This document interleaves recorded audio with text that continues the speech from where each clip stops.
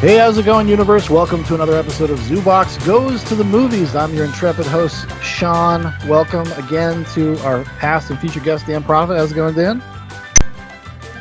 Today, we're going to be discussing the 1997 film Boogie Nights. Everyone's given one special thing, right?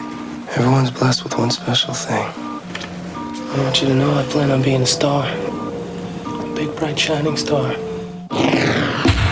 Eddie Adams from Torrance. Yep. Jack Horner, filmmaker. I make exotic pictures. In 1977, a kid from nowhere Maybe you think about your name. My name, yeah. Something a little pizzazz. Dirk Diggler. Good name. I like your name a lot. had a dream of getting somewhere. The film is written and directed by Paul Thomas Anderson. It stars Mark Wahlberg, Julianne Moore, Luis Guzman, John C. Reilly, Don Cheadle, William H. Macy, Heather Graham, Nico Bueno, Burt Reynolds, and others. So many others. Too many to list right here. And the plot synopsis logline here is: back when sex was safe, pleasure was a business, and business was booming. An idealistic porn producer aspires to elevate his craft to an art when he discovers a hot, young talent. Was booming. And the award for Best Newcomer goes to Mr. Dirk Diggler. Wow. Goodbye, 1979. Hello, 1980. Are you ready? But in 1980, Come on, you puppies! the party was over. You are fired! What? You're fired! It's jealousy, it's deceitfulness, it's vindictiveness, but, I mean, God, what can you expect when you're on top? Oh, wait. Love this part. New Line Cinema presents a portrait of 2 decades in the life of a business, the days of a dreamer, and the nights in between. Boogie Nights. All right, Dan. Boogie Nights. So this was a Dan choice. Yeah, we were supposed to do Terminator 2, but I lost my I was in the bathroom doing too much coke and I couldn't get my heart on for Terminator 2, so we decided to shoot this other scene instead. Yeah. Yeah, Boogie Nights came out of nowhere, but it's been one of my favorite movies literally since it came out. And when it came out, I was 13 years old. Yeah. And this movie, for the first couple of years it came out, it didn't exist to me except as like a meme, like a big time meme between me and my brother. We had just moved to New Hampshire, and New Hampshire was so much different than New Jersey. And I was having I had a lot of friends in New Jersey, and I was like 12, 13 or whatever, so that was really important. And then when I moved to New Hampshire, I had a hard time like fitting in and stuff. Yeah. Because it was so different. So I hung out with my brother a lot, and we watched a lot of movies. We were kind of like into movies as in like we bought Entertainment Weekly and shit. Mm-hmm. And like when Boondock Saints and movies like Boogie Nights came out, it was like a big thing to us because there was a lot of hype and shit. And we knew that these movies were coming out. I was 13. Jeff was 8. He was 18 or 19 because he was old enough to actually go see Boogie Nights when it came out. But for me, Boogie Nights was a trailer on America Online that me and my brother watched endlessly, and you'll probably cut into this because it's the classic trailer. And we memorized every line from it, and we would act it out and stuff. And Jeff, my brother, would act like he was Dirk Diggler, and I, 13-year-old Dan Profitt, would act like he was Jack Horner, filmmaker. Adult film. Exotic picture. And we'd reenact the handshake and stuff, because we would reenact scenes from Casino and stuff, because we had just moved to New Hampshire and like we had nothing to do. Our other brother Matt was like out making friends and shit, and I was like having trouble making friends at Keene Middle School, and Jeff was like already graduated from high school. He was only in Keene for like a few months before he moved back to New Jersey to be with his son and wife, and because he had a son real early. And so we would watch movies and quote them and fucking reenact them and fucking blah, blah, blah. And Boogie Nights was one of those ones. But for me, I was too young to even see Boogie Nights. And this was way before you could just like get it on fucking Napster. Yeah. So for like the first couple years, Boogie Nights to me was the trailer, the soundtrack, which is absolutely fucking killer, hands down, especially revisiting it as an adult, maybe my favorite soundtrack. like compilation soundtrack, not Yeah. score or anything, Yeah. but like compilation soundtrack of any fucking movie.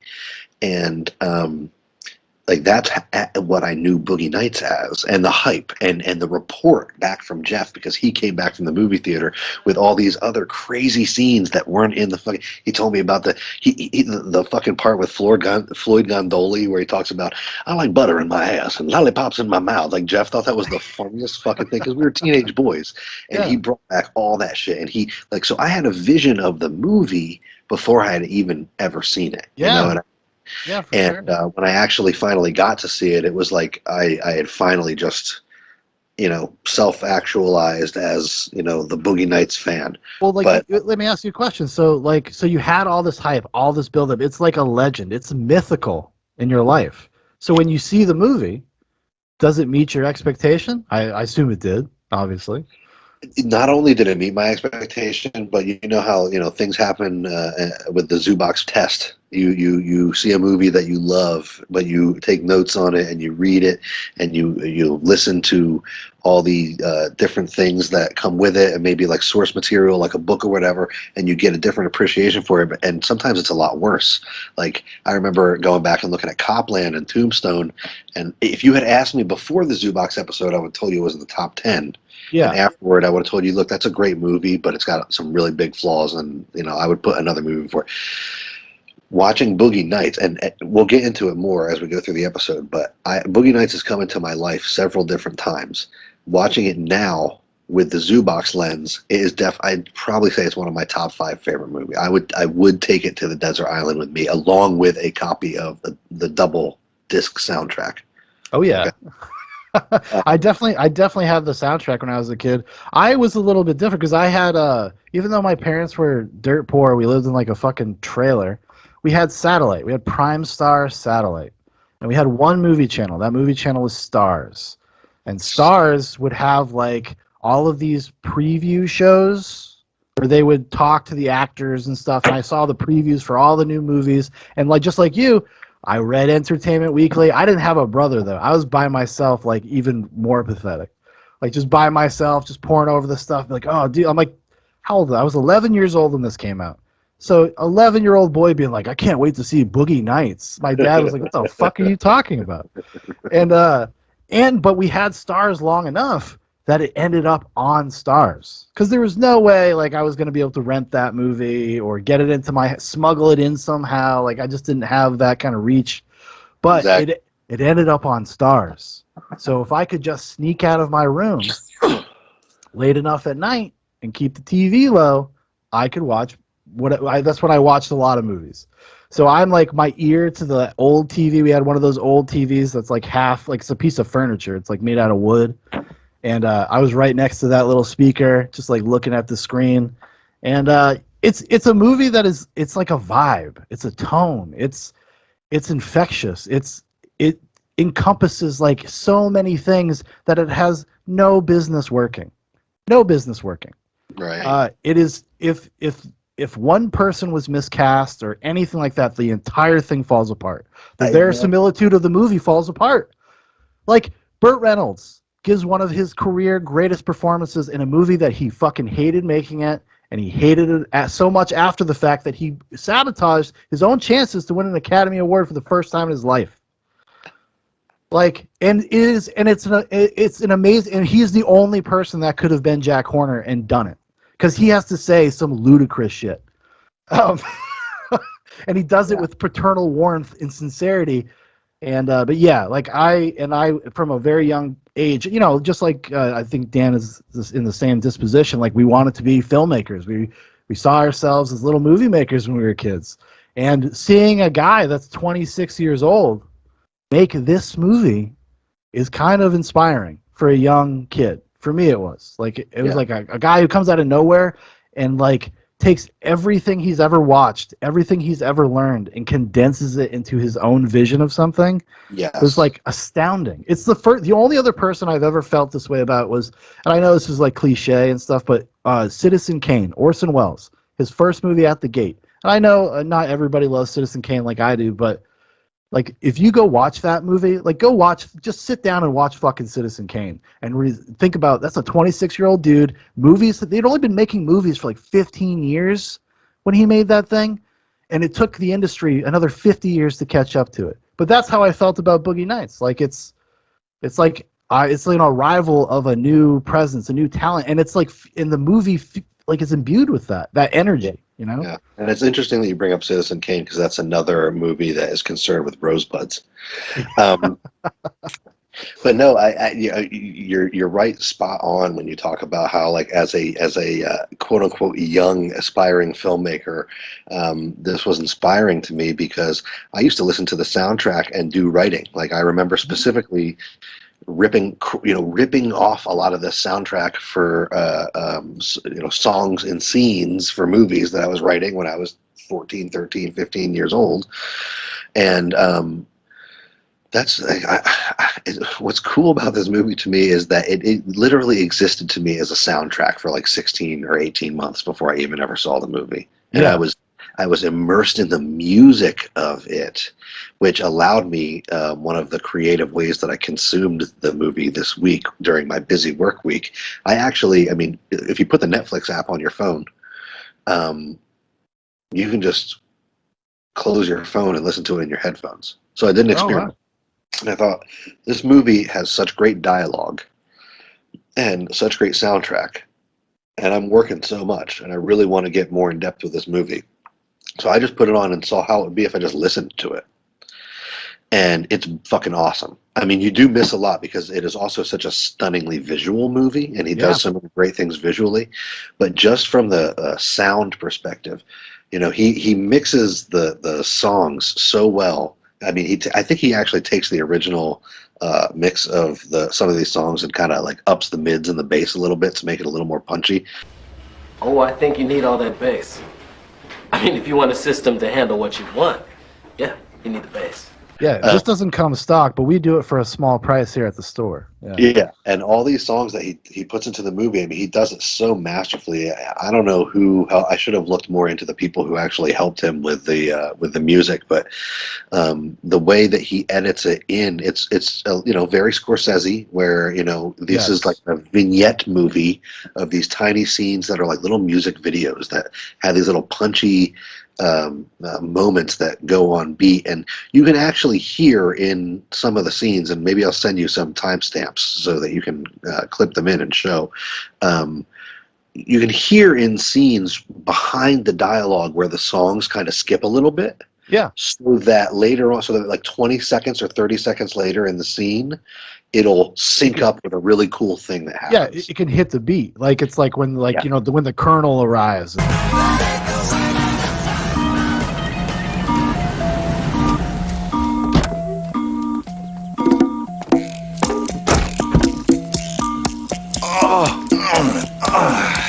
Thank you, Johnny. My dear, it's party time. Oh, you look lovely.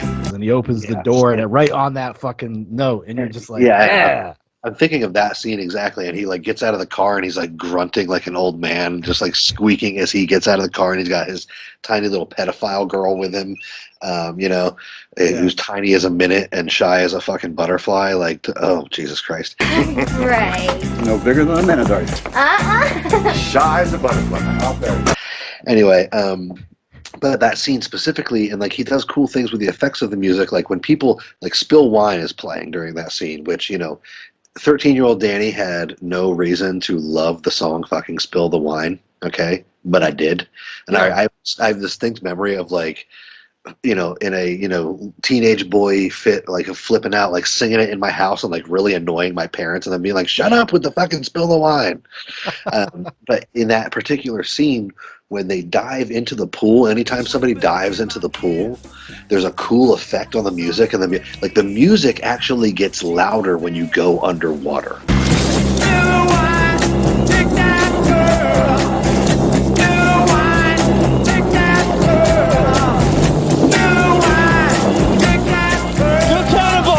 In that scene. Yeah. And like the little things he pulls off with that is just beautiful. It's what cinema should be. It's this blending of sound and light, and You know, when you one of the cool things when you watch interviews with Julianne Moore, she talks about she's so into the craft of things. She's such a great actress, and she's talking about what attracted her to this was, you know, the conception of like the camera work and stuff. It was like so built even into the script. Like the script would say, and Don Cheadle said in one of his interviews, like one of the reasons I was attracted to the script was like it talked about what lens you'd switch to in the middle of a scene in the script. When you first picked up the script of Boogie Nights and read it, what in the world did you think, Don? Why are you guys handing me a 165-page script? That's a good start. That's a good start. It was massive and really gave us an insight into Paul's mind, Paul Thomas Anderson, who wrote and directed it.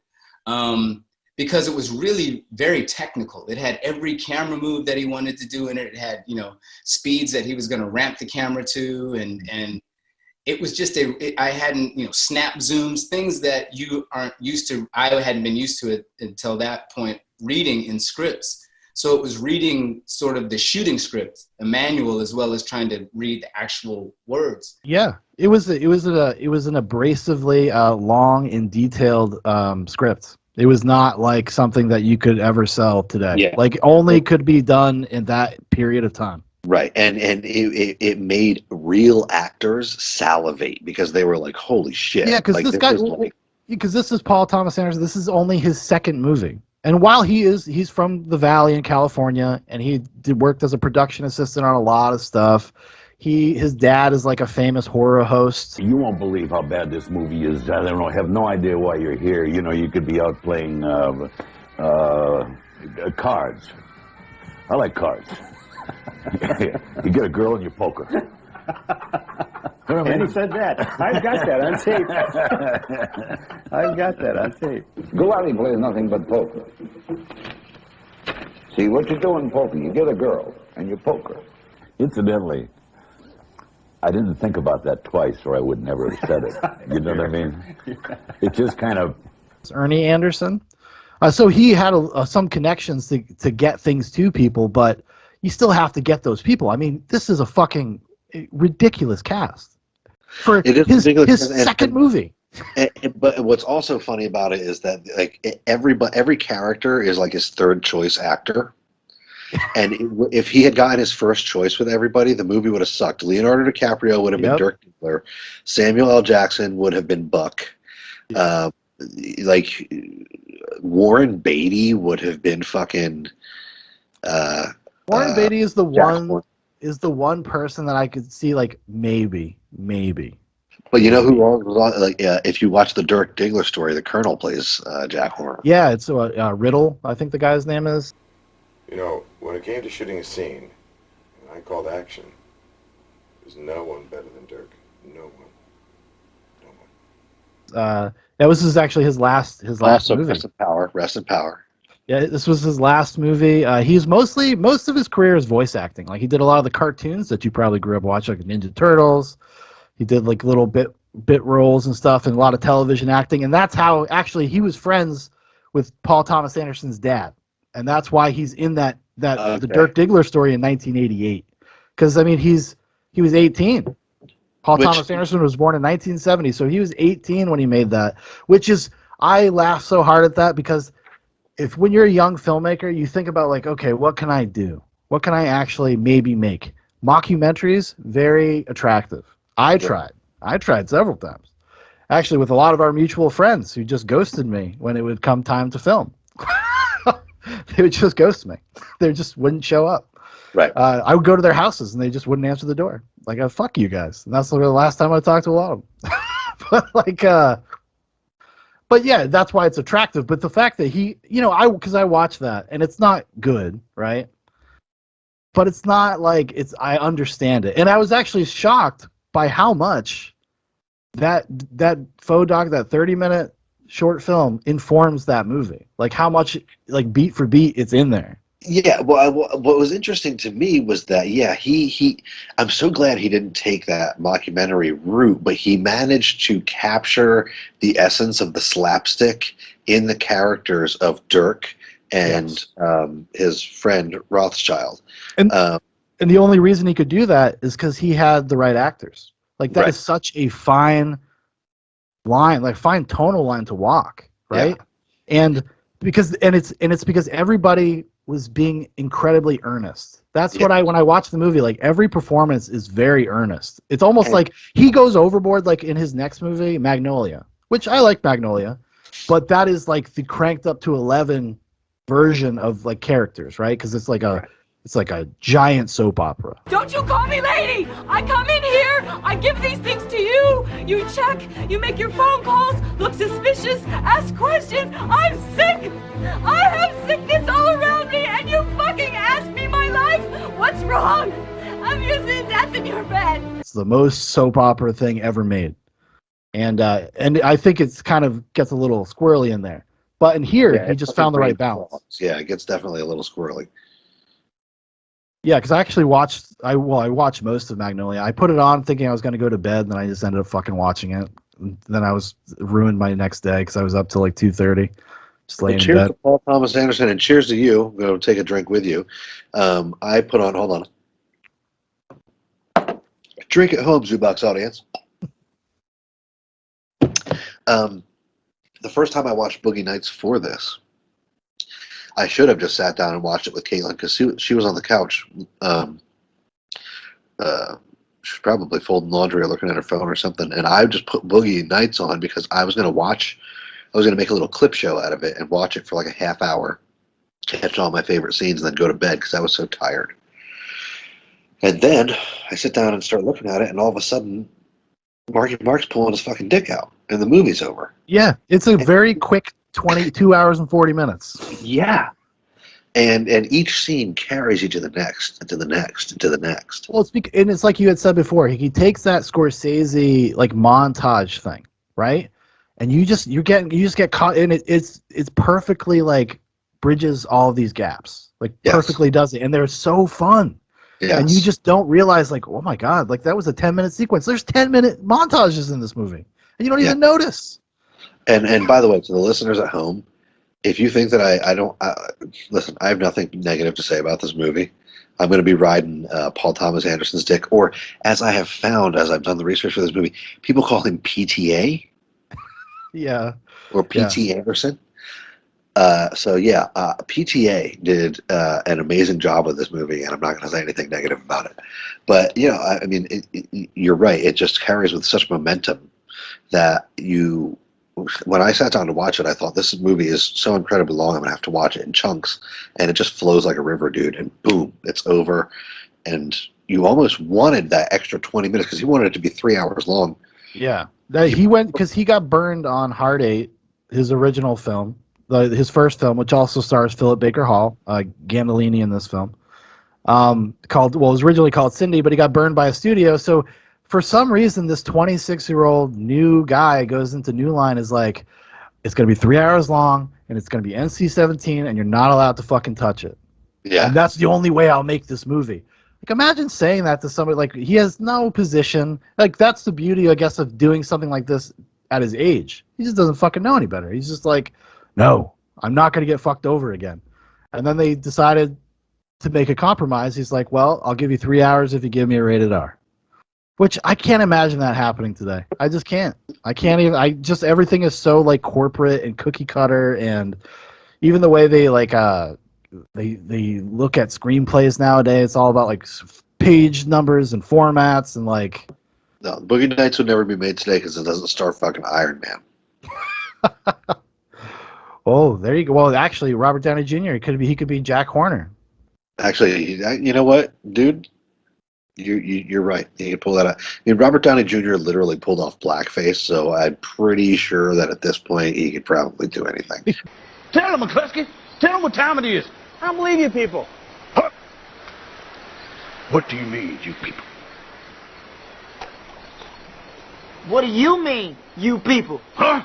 I think what Tug means is you people, look at you his eyes, actors, man. you people. Exactly. Look at that beady. Why you lying? I gotta get back to the Yeah. But yeah, I mean, perfectly cast, and I'm glad he didn't get all his first choices because, like you said, if any link in this chain is weak, then the whole thing falls apart. And it seems like all the actors like were at camp making this. They, like Mark Wahlberg said, he had a hard time getting the walk for his character down until he was in the bell-bottom jeans and with the big, collar. And then he said, as soon as I was in it, I was just like swagging around. And it looks like all the actors just had a big, like they were in a play or something. And you can feel it when you're watching it. Like it reminds me of like an old piece of advice I got from like an old dirty crust punk back when I was in a band. He's like, if you're not having fun, they're not having fun. So stop being fucking nervous and have fun. Yeah. And you can feel it in the movie. You feel that they like each other. You feel like they're probably having a blast. I'm like jealous. Yeah. For the first 2/3 of the movie, you want to be there hanging out with those people. Maybe not doing so much coke, but definitely having a good time, having margaritas with fucking Chest Rockwell. Like, come on, dude. Can I ask you something? Uh-huh. Do you work out? Yeah. Yeah, you look like it. What do you squat? About 2. Super. What about you? What do you squat? 350. Wow. No BS. That's a lot. Where do you work out? Torrance, where I live. Cool. Hey, you ever go to Vince's out here? Oh no. I would have seen you. I'm there every day. I've always wanted to work out at Vince's. Cool, here. Taste that.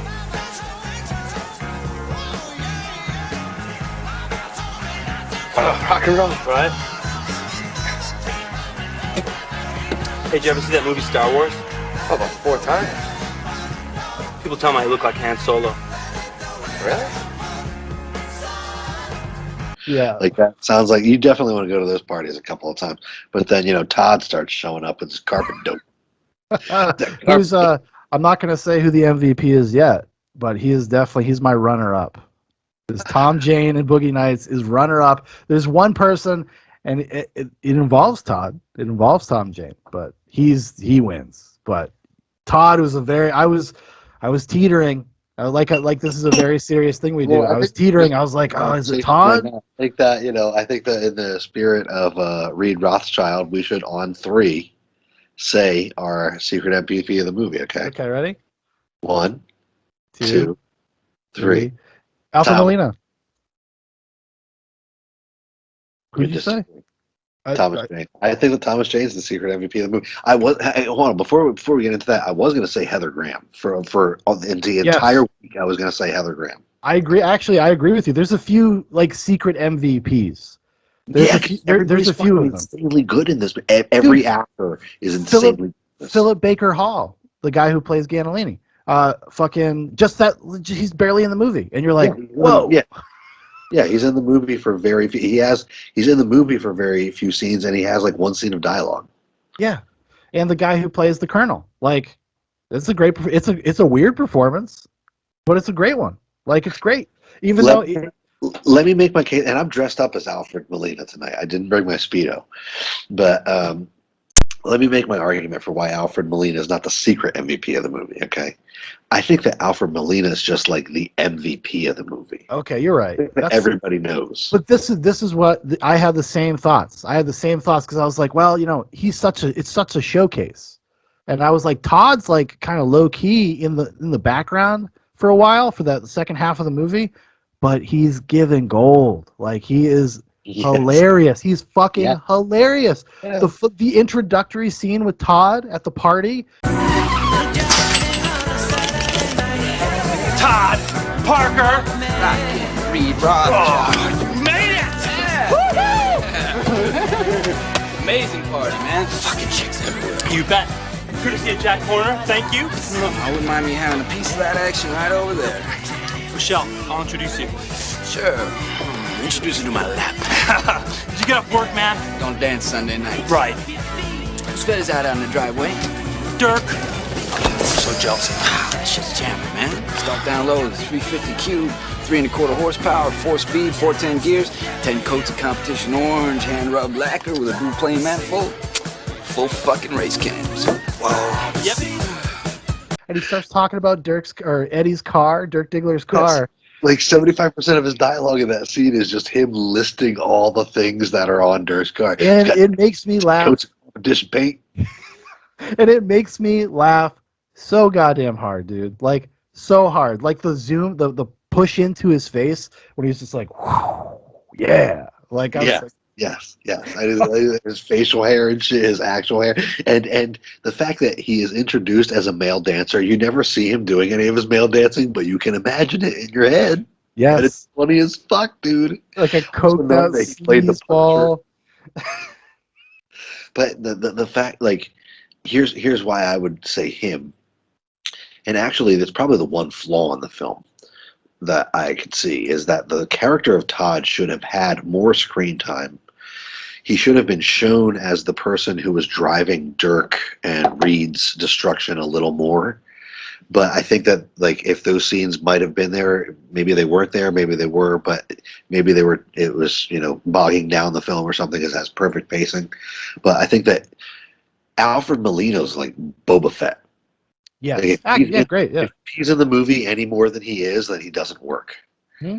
But Todd should have been in the movie a little more because I think that he kind of and maybe this is informed by me watching it, and when I finally got to watch it as a teenager, it was a couple years after it actually came out. I was probably 16 or something, and by the time Todd came into the movie, I was kind of losing it because that's when the movie starts to get really dark. Yes. And I wanted it to be that fun disc, and that's the narrative joke that Paul Thomas Anderson plays on you, that you get sucked in by this happy, fun disco, bell bottoms, Coke, fucking have my margarita delivered with some shrimp, and fucking, Luis Guzman is walking around talking about how he's a Latin lover and shit, and it's so fun, and you just want to hang out with these people, and then all of a sudden the actuality of it crashes in, and that's when my sort of second phase of my Boogie Nights appreciation, when I actually saw it as a later teenager at Artie's house. Actually, we were watching it, and I remember, if you remember Isaac Markham, I remember one of my distinct memories. We were having a discussion about it, and I was saying, "Oh, this movie's about how people change." I was coming off the premise that people are inherently good, and then they got into the porno industry and they kind of changed and became worse people. And Isaac said, "No, man, this movie's about how people stay the same." And it blew my 16-year-old mind. And Isaac was totally right about that, because all these people didn't get into the porno industry in a lighthearted manner. You know what I mean? They got into the industry because they're fucking broken people. It is the subtext, even to the fun stuff, is very dark. Like, Jack Horner is a predator. He is a monster. I was texting Jeff about this because my brother Jeff, who I brought up at the beginning of the episode, we've been texting the last couple of days, and I said, look, watching Boogie Nights, especially as a man who has a son, yeah, he walks into, that kid's doing his job, washing dishes. He's 17 years old. And that dude is walking in going, "Hey, can I see your dick? Fucking you jerk off for people? You want to be on film? Yeah. You're a 17-year-old piece of gold." What the fuck? If Theo was 17 and some dude was coming into the dish room saying that to him, I'd punch his fucking teeth down his throat. Jack Horner, filmmaker. Really? Yeah, I make adult films, exotic pictures. Oh, I know who you are. I read about you in a magazine. Inside Amber, Amanda's Ride. You made those, right? Right. Those are great. So now you know I'm not full of doggy doo-doo. Yeah. Want to come back to the table and, have a drink? I'd love to, but I gotta work. You have to work, get money, pay the rent. Well, yeah, I mean, no, I need money, but I don't pay rent. I still live at home. How old are you, Eddie? 17. 17-year-old piece of gold. Yeah, right. Why don't you come back to the table? I got some people I like. I mean, I do know you. I know who you are. I mean, I'd love to come back to your table for a drink, and obviously you're not full of, Dog. Yeah, but I just couldn't walk out on Maurice. I'm really sorry. I got a feeling beneath those jeans is something wonderful just waiting to get out. Of course, because that's the normal reaction, and that's what I was saying kind of earlier about the great coup of Burt Reynolds' performance. He says shit like that, and you don't even bat an eyelash. You don't even think about it. He's so appealing. He's so warm. Like, he's such like, you just like grandpa pornographer. You want to believe that he wants the best for this person in a weird kind of roundabout way. But look at how he talks to Dirk. I mean, when he approaches Dirk, he and Dirk's mother both approach Dirk about Dirk's job. Okay, Yes. They both say the same things to Dirk in different ways. How's it work? You get home late, huh? Yeah. You know, you work in a nightclub. You should, if it means so much to you, you should find one that's closer. Yeah. I gotta get to work. Not a car wash. What? You work at a car wash, you work at a nightclub. School never occurred to you? Jack says to Dirk, "Why do you work down here? What do you want to be?" He says to him, "What do you want to be? Why do you come all the way down to Reseda on a bus to work a dishwasher job at Luis Guzman's nightclub?" Luis Guzman went to the community college in fucking Community. Okay? Hello, it's me, Luis Guzman. Why would you work at his nightclub? And then you see his mom ask him about it, and she's like, you work at a car wash, you work at a nightclub. Have you ever fucking thought about going to school, you fucking stupid idiot? Well, exactly. That is the reason why at the end of the movie, spoiler alert, when Dirk gets fucking shot at by Alfred Molina and beat up by a dude who's paying him $5 to see his dick, he doesn't go back to the loving arms of his mother. He goes back to fucking Jack Horner. I'm sorry. Yeah, because Jack Horner collects like it's his like a collection of misfits, right? Like that would be the way almost to look at it. It's like you said, broken, lost people that have been kind of rejected by their families. Yes, and they're lost. You know, one of the greatest ironies in the movie, and I hope that PTA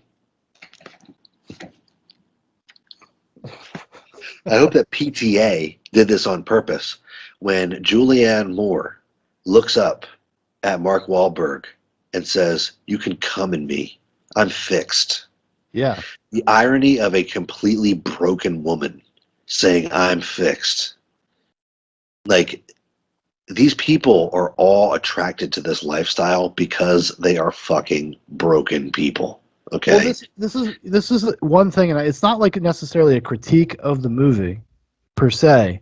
I think if Paul Thomas Anderson had been any older or more mature, he could not have made this movie because if you believe what he says in interviews, like he kind of has no awareness of a lot of the darkness of this movie. And he's like, no, it's about family. It's about lost people that find each other in their family. For those who are watching this and have not seen the movie, what's the story? What's this movie about? The people who make porn movies and what happens to them in the 70s. Yeah.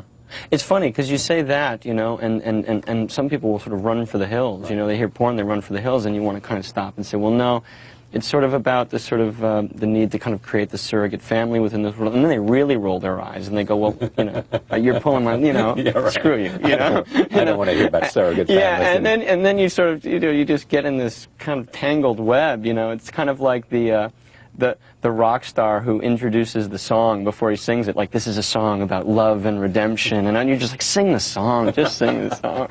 And that's how they end. They come back together as a family, and I'm like, I'm saying that, but Paul Thomas Anderson is also famous for being very cagey about influences, what his movies are really about, etc. So I'm kind of like, I hope that's not really the case, because I actually listened to his director's commentary, and it was more like technical. Like it wasn't really so much, oh, he talked about how much he loved working with everybody and stuff like that. Some funny anecdotes about stuff on set, but it was mostly technical. He didn't really get into like subtext, because I'm not sure this movie has intentional subtext sometimes. I think it's a lot on the surface, and I don't know, like, because if you try to be more nuanced or more mature with this stuff, you can't make the same movie. Like, you can't. Like, there has to be a naivete, an innocence to the approach of the film and the approach to the characters. Right. The characters are, even by the end of the movie, like your friend Isaac said, they don't change. Like, they are still dumb. They are still naive. They are still desperate. They're still, like, broken in their own ways. And this is the only thing they have, because what does everybody want? Everybody wants a sense of purpose.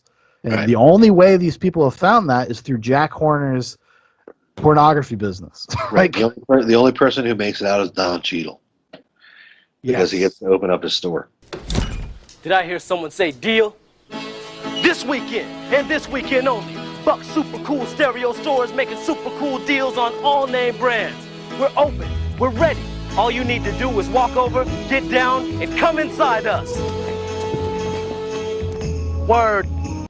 But you know, yeah, all of them are. I wouldn't say they're back at square one, because for Dirk, square one would be returning to his father and mother, which he doesn't do because his father's a fucking piece of shit. Which is one of the most depressing scenes is the fucking scene right before, like you had mentioned it before about like him not going to school. And his dad tries to kiss his wife. And she says, "Don't you fucking shave before you do something like that." Oh, Jesus, please. Okay, shave if you're going to do that. You scratch my face. Sorry.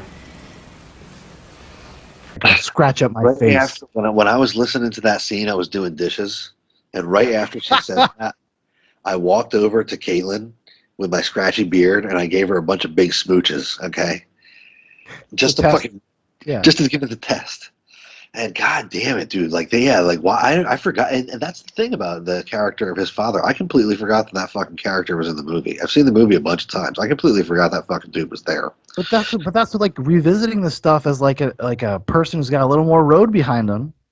You got a son, you know, you have a wife. Like you think about those things differently. And that hit me harder than almost like that it had ever hit me before. Because I was like, oh, it's so depressing. Because like there's a lot of characters in this movie that are in it for less than 2 minutes or so, and Dirk's father's one of them. And fuck yes, he was so depressing to me. The scene where, you know, Dirk's mother is screaming at him and abusing him and telling me so fucking stupid, and the father's just like sitting in there with all of his Catholic crosses and rosary beads and shit, just like alone and like impotent to do anything. And You're gonna be this. You think you're gonna be this? Goddamn pumpkin! Don't do that! You're not gonna be. Don't do that! You're not gonna be doing that because you're too stupid. I'm not stupid! Yes, you are! Please, don't fucking do that! Please, just don't be mean to me! I'm not being mean to you. You're just too stupid to see it. Dirk's mother's Dirk's right. He's being so mean. She's being so mean to him. Like, dude, my dad would spank our asses if we got out of line, and my mom would, you know, get us in line too, and blah blah blah. But I never really remember them being that like mean, like saying shit like trying to destroy you, trying to like break your heart. And that's why Dirk doesn't go back to his family at the fucking end of the movie, because she is so fucking toxic and his dad is so fucking impotent. He has no fucking advocate at home. He has nobody who loves him and says, you know what, Dirk, maybe you're going down a dark path right now. You know, you're 17 years old. Here's a copy of Dante's Inferno or whatever. Like, you know what I mean? Like, we're talking to the boy. Look at what Jack Horner does. He asks him, what do you want? That's what I mean. Like, he's a paternal presence. He's warm. Like, he's kind. And when you have people like that go through these kind of experiences, even like, you know, like you said, Heather Graham with her great performance as Roller Girl. She doesn't have a lot of dialogue, but she's all over the movie. Heather Graham, you're right. She does like a facial performance in this movie. I hate to say, pardon the pun. But like her face does a lot of the acting in this movie. She's so great. No, she is. She plays that perfect kind of like naive, trying to. I think, what is it? Paul Thomas Anderson. I read an interview with him about this, and he said, "Oh, I used to meet girls like that. They were called the I'm fine girls. The girls that you would always be like, hey, what's going on with you? I'm fine. I'm fine. It's great. I'm fine." And that's I posted some meme in the stories of my Instagram where, you know, the teacher says to Roller Girl as she's rolling out of the class, you know, honey, are you okay? What's wrong? And then there's like the burned out nuclear apocalypse Wojak, and just the anonymous, you have no idea how bad it gets. Yeah. Like, I am 17 years old. I am supposed to be taking a math test right now, and one of the boys in my class is teasing me about one of my blowjob scenes that he saw at the local porno theater. Yeah, yeah. And the only family that I have is a bunch of fucking cocaine doing misfits. When Julianne, that's Julianne Moore actually might be the most. Amber Waves might be the most evil character in the movie. She's kind of evil, in my opinion. Yeah. I mean, and you don't even understand how fucked up of a person she is when you like. When I watched it as a 13-year-old, as a 16-year-old, as a 20-year-old, whatever, you know, all the ages of my life. Now looking at her, especially as a parent, I mean, there's a scene in this movie where You know, okay, first of all, she called, you know, the story with her and her son. She calls, you know, after they get in from a club. You got to think, if a club is shutting down in Reseda, it's probably 2 a.m. They probably got home. She's all coked up and on wine. She's calling her fucking ex-husband, asking to talk to her son at like 2 a.m. Tom, hi. Yeah, it's me. I know that it's late, but is Andy there? Is he? I'd like to say hello. I'd like to say hello to my son, and that's all.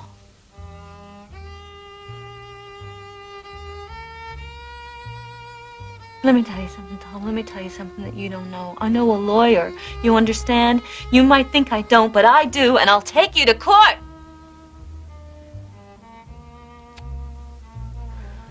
Tom, don't. Come on, Tom. Please, please, please. And then her son actually somehow gets that memo and somehow gets her number and calls her back. And she's at a party with a bunch of her friends, a bunch of her family, Paul Thomas Anderson, a bunch of her family, and none of them know her well enough to even know her fucking real name.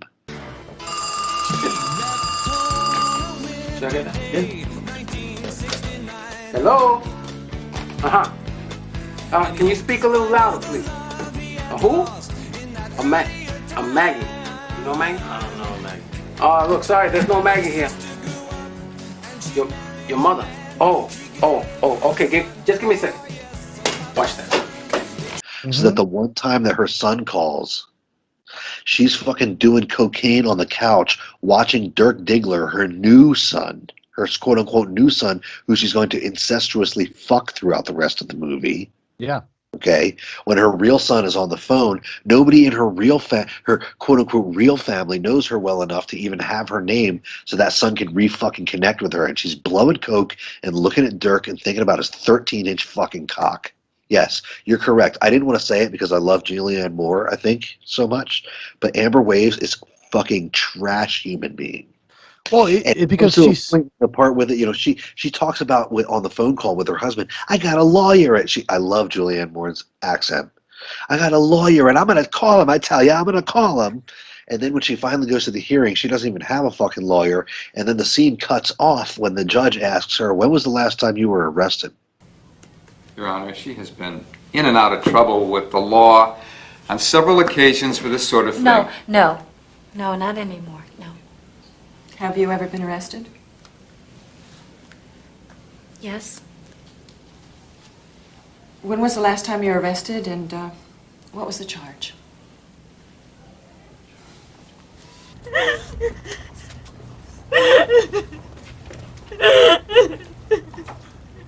Yeah, it just cuts to her crying outside. Which probably means within the last 3 months for fucking coke. Or something worse. Which, her story is actually based on a real porn star. Same as Dirk Diggler as well. John Holmes. It's like Vanessa something. She's actually in the movie. She's the judge that's presiding over the the custody hearing.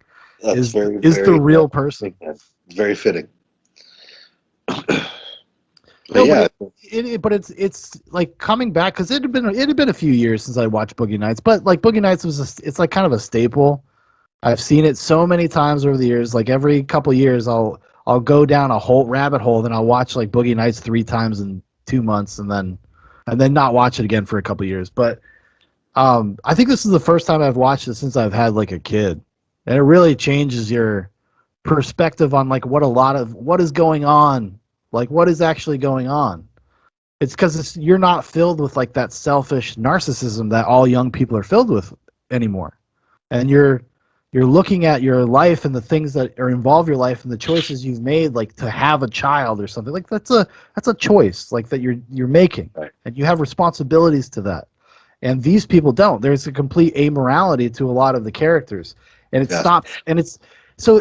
But that's what I mean. Like even during the fun parts, there's so much like darkness underneath all of it. Even like I mean, we all, I'm sure, growing up, we all were laughing at the Colonel's pederast fucking like little child bride there while she's dying of an overdose. What the fuck is this? This is Dwight! twice in 2 days and the chick is OD'd on me.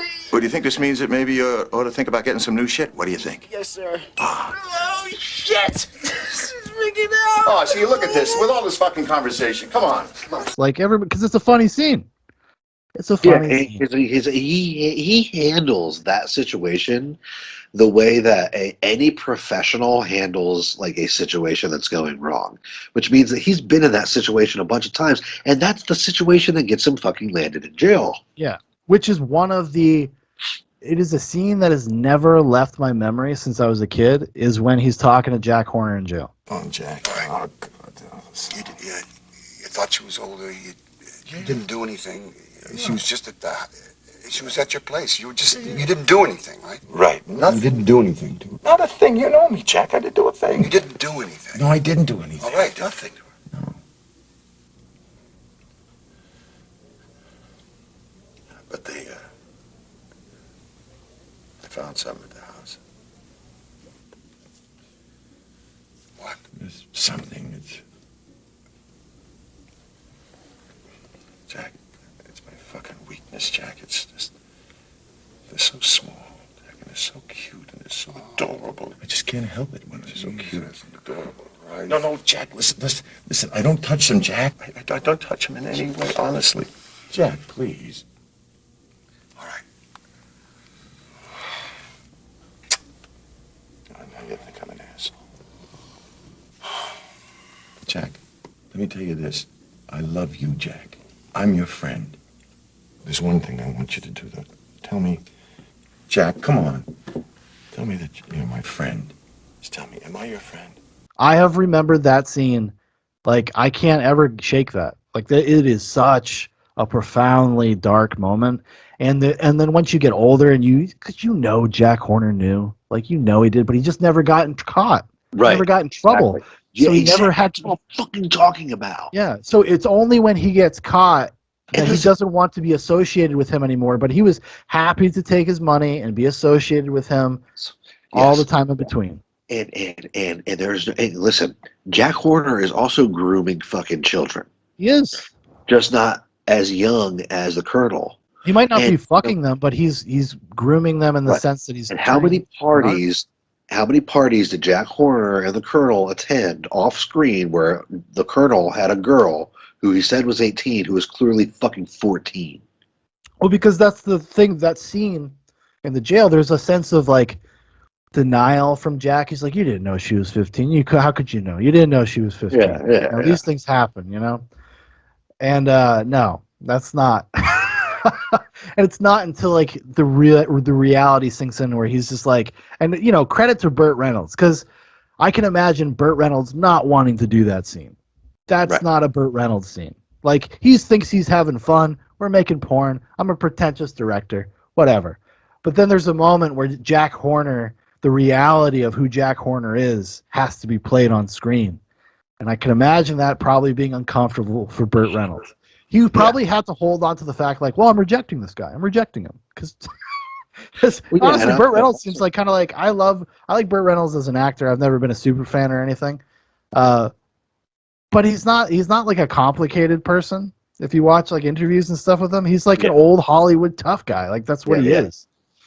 Like, and he probably knew 100 colonels in his day. He probably did. Yeah.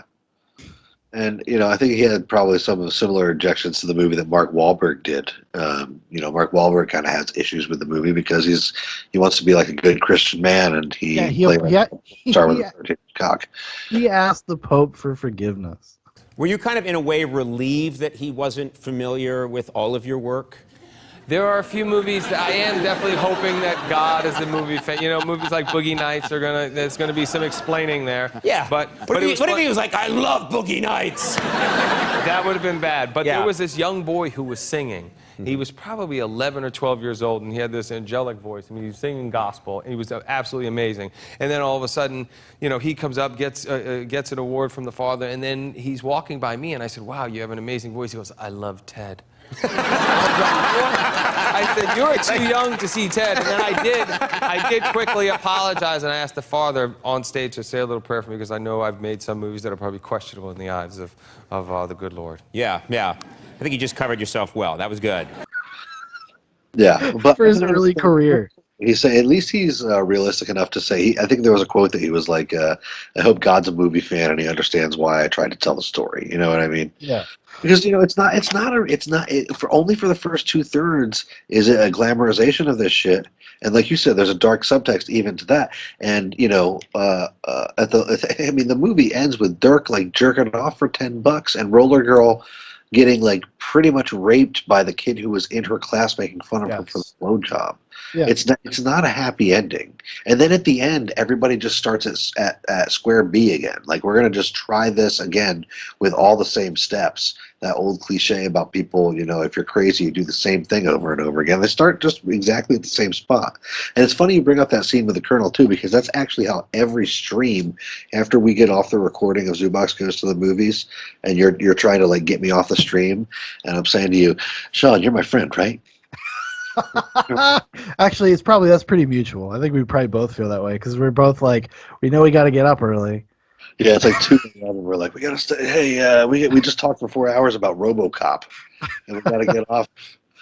But anyway, yeah, I mean, I think that the movie, if I've seen it, like I said, at a lot of different stages of my life. If you watch it with the right eyes, it is a fun little romp through, some cocaine-fueled pornography, but it actually is a cautionary tale. Like, this is a bad place to go with your life here. Which is a testament to the movie and why it endures, because it's what all great art is. It's when you can come back to it at different times in your life and it means different things. And I think like that is a testament to how solid of a foundation it is. Because even with all when you're young and you watch it, you're just kind of caught up in the craft of it and the pace and how fun it is. The costume, yeah. Even the dark stuff is funny. Like even that shit's funny. Like even like when it gets dark, it's still like very entertaining. Like and one other interesting phenomenon that I noticed when I watched it now is when it came into my life at first, I was so young that even characters like Roller Girl and Dirk, who are teenagers, still in high school, they seemed cool and wise and older to me. They seemed world weary to me because I was 13 when I saw this movie. And there's a big difference between a 13-year-old and a 17-year-old who has a job, who takes the bus, who blah blah has sex. You know what I mean? And yeah, wow, that's a whole different world. And a character like Dirk and Roller Girl actually seemed wise and world weary to me when I first saw this movie. And watching it now as a 36-year-old man about to be 37 with a child and responsibilities and a family, I was like, holy shit. Like, I was disgusted by when Jack walked into the dish room and called him a 17-year-old piece of gold. That line had never struck me before. Yeah. It had never struck me before. Because it was just Jack Horner being cool and saying pervy shit. Well, because dude, what? You're talking to a fucking basically still a child. They tell you, and this is where I don't know if I completely believe Paul Thomas Anderson's like his riff about like no, it's about family and about misfits. Fine, I'm like, dude, you introduced Dirk Diggler with a love at first sight context. Yes, where Jack is sitting in the booth, Dirk is coming out. And the camera does that slow motion push in to Dirk, and then Jack is like falling in love. Yes, like you're telling me, I don't know. Maybe the intention is to be just like, oh, it's like a classic Hollywood meet cute. But when I watched it this time, I read it. I was like, oh, that's really off-putting. That's really it looks great, but it's off-putting. Yes, and the way that Jack looks at Eddie is so passionate and pervy and seductive. He looks at him, like you said, as though he has just looked at the love of his life. And when and I didn't come up with this, I didn't notice this, I stole this from a YouTube video. When Dirk is framed in the first time that Jack sees him, when the first time you see Eddie, he's just collecting dishes and he's kind of in the background. But the first time that Jack sees him, he's got all these neon stars aligned behind him. And it's like you said, it's like this, like an old movie when the two love interests see for the first time, and it is a 17-year-old boy and like a 65-year-old man. That's like Ray Liotta meeting what's her name in Goodfellas. Yeah, like that's like kind of the same kind of vibe. honestly, and I guarantee you that's where Paul Thomas Anderson is pulling from shit like that. Yes. But the sentiment is exactly the same, and that like I would say the first half hour of the movie is literally Jack Horner seducing Eddie. Yeah. Up until he becomes Dirk Diggler. Like that's when like the movie kind of goes into its next phase, like its next kind of like next tone. But up to because that's what he's doing. He's trying to intoxicate him, show him the money they make, show him his house, show him the nice cars, and also one of my favorite scenes in the movie, even though it is off-putting, is his little monologue in the diner. So what I'm trying to tell you, Eddie, is that it takes a lot of the good old American green stuff to make one of these things, you know what I mean? You've got your camera, you've got your film, you got your lights, you got your sound, you got your lab costs, you got the developing, you got your syncing, you got your editing. Before you turn around, you spent maybe $20,000, $25,000, $30,000 on a movie. That's a lot of money.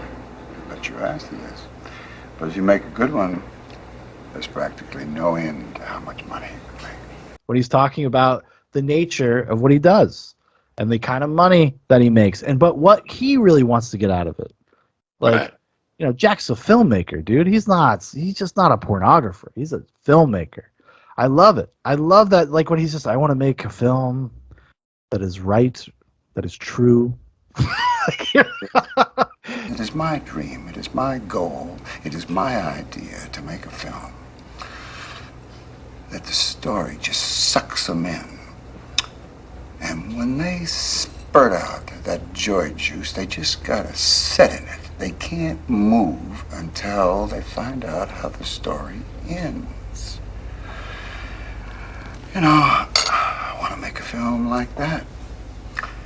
And I understand, they have to make films. I made them myself, that are a few laughs. Everybody fucks their brains out, and that's fine. But it's my dream to make a film that is true and right and dramatic. It is so great. It is so great. It's actually, what's funny? It's one of Paul Thomas Anderson's buddies, Quentin Tarantino. It's his big criticism of the movie. It's wrong, by the way. We're going to talk about this first now. Okay, all right. But he calls out. He basically does the same thing I was doing a little bit, like calling out Paul Thomas Anderson. He's like, Paul Thomas Anderson. He says it's not based on this guy, but it's obviously based on this guy, which is like some Italian porn director that is famous. I'm not familiar. I'm not such a cinephile. I'm not such a cineast. I'm not watching like vintage porn to know my directors. So I'll take his word for it. But he criticizes him. He's like, Jack Horner should not be like an idiot. Like, he should know that what he's making is garbage. So when they watch the Brock Landers movies, Angels Live in My City, and he says, this is a real film, Jack. This is the best thing we've ever done. Like, he would never actually feel that way if it was based on that person. And it kind of like takes away some of the credibility of his character. But I agree with you. I know what you're going to say, and I tend to agree with you. Yeah. No, Jack Horner is full of his own bullshit. He thinks he's a great filmmaker, but he is a fucking porn director. He wants people to sit there in their own cum and watch a James Bond movie. I know. I love that. Who is he fooling? The answer is he's fooling 17-year-olds with great bodies. That's who he's fooling. Okay? And it doesn't work on any of his peers. It doesn't work on Floyd Gondoli, who marches into his office and says, listen up, Jack. Colonel's got the money. You got the talent, Jack. I got the connection to the equipment and the mail order distribution. Not to mention those kids out there who are hot fuck action to the max, Jack. God, you're right. Yeah. That 2 minutes of dialogue is so fucking great. I like butter in my ass and lollipops on my mouth. And the videotape is the future, Jack. You got to get on. You're going to make a lot of money. You're going to make a lot of money. I'm not a complicated man. I like cinema. In particular, I like to see people fucking on film. But I don't want to win an Oscar, and I don't want to reinvent the wheel. I like simple pleasures like butter in my ass, lollipops in my mouth. That's just me. That's just something that I enjoy. Call me crazy, call me a pervert. But here's one little thing that I want to do in this life, and that is I want to make $1.01 in this business. Podcast tells the truth, Shaun. I wrote down the quote is like hot fucking action to the max. Yes, that fucking line right there. I've been saying that for years. I've been saying that to people for years. I like to watch kids fuck on film too, Jack.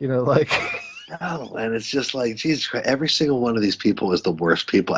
How is it that every single person in that office, in that scene, is the worst person in the world? They're the holy trinity of shitty fucking people. Yeah, I know. And then, how can Jack Horner look like the one with integrity out of the three of those guys? Exactly. Yeah, Jack, I make films.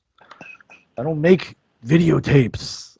And then cut to 40 minutes later in the movie, he's making videotapes. But that's the thing, is that every one of these characters is lacking the integrity that they think they have. Like the classic juxtaposition of when Dirk is like, all these movies are just about like violence towards women, Jack. They're not sexy the way that they should be. And then, cut 30 seconds later, tell me where the fuck Rico is, bitch. I'll beat the fucking shit out of you. Who sent you? Who sent you? Get the fuck off me. Lie still, I'll punch you in the goddamn face! Fuck off! Yeah, that was hilarious because they're making a reference to John Holmes, who Dirk Diggler is very heavily based on.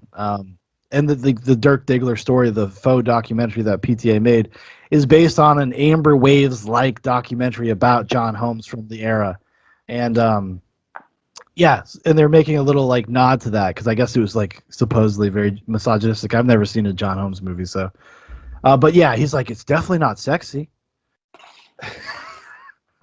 I love that. Actually, that's another great scene though, and that's part of like one of those great montage moments when they're showing the star of Dirk Diggler rising, and he's like they're in a van, him and Reed Rothschild, the great John C. Reilly, and they're just like, he's like, what are their names? Does this character have a name? His name is Brock Landers. His partner's name is Chest Rockwell. Those are great names. Brock Landers and Chess Rockwell, and he just starts laughing. He's like, "Fucking great fucking names." Yes. And then he says like, because they're like, "Oh, we're gonna make this is all what we've always been dreaming of, Jack. We're gonna make a real movie with like real characters." And his answer is like, "We'll go home and get the typewriter out and see what comes out." Like they're gonna write the script in a day. Like. Yeah. They're not going to take any more time than they do with the other one.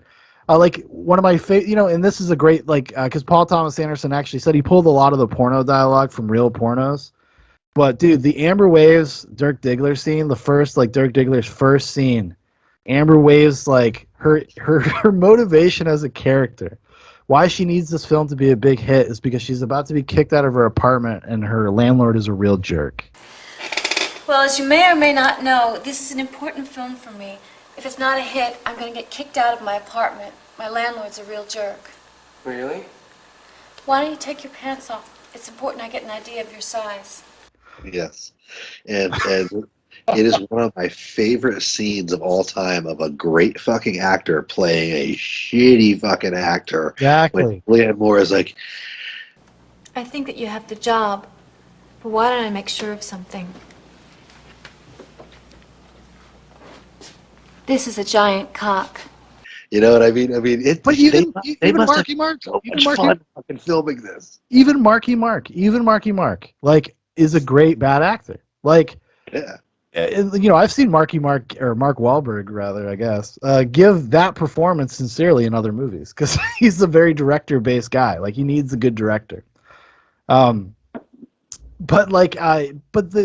somebody said it's like only good dancers know how to dance poorly. Only good actors know how to act poorly. Like you couldn't that is so hard to create a separation with a character.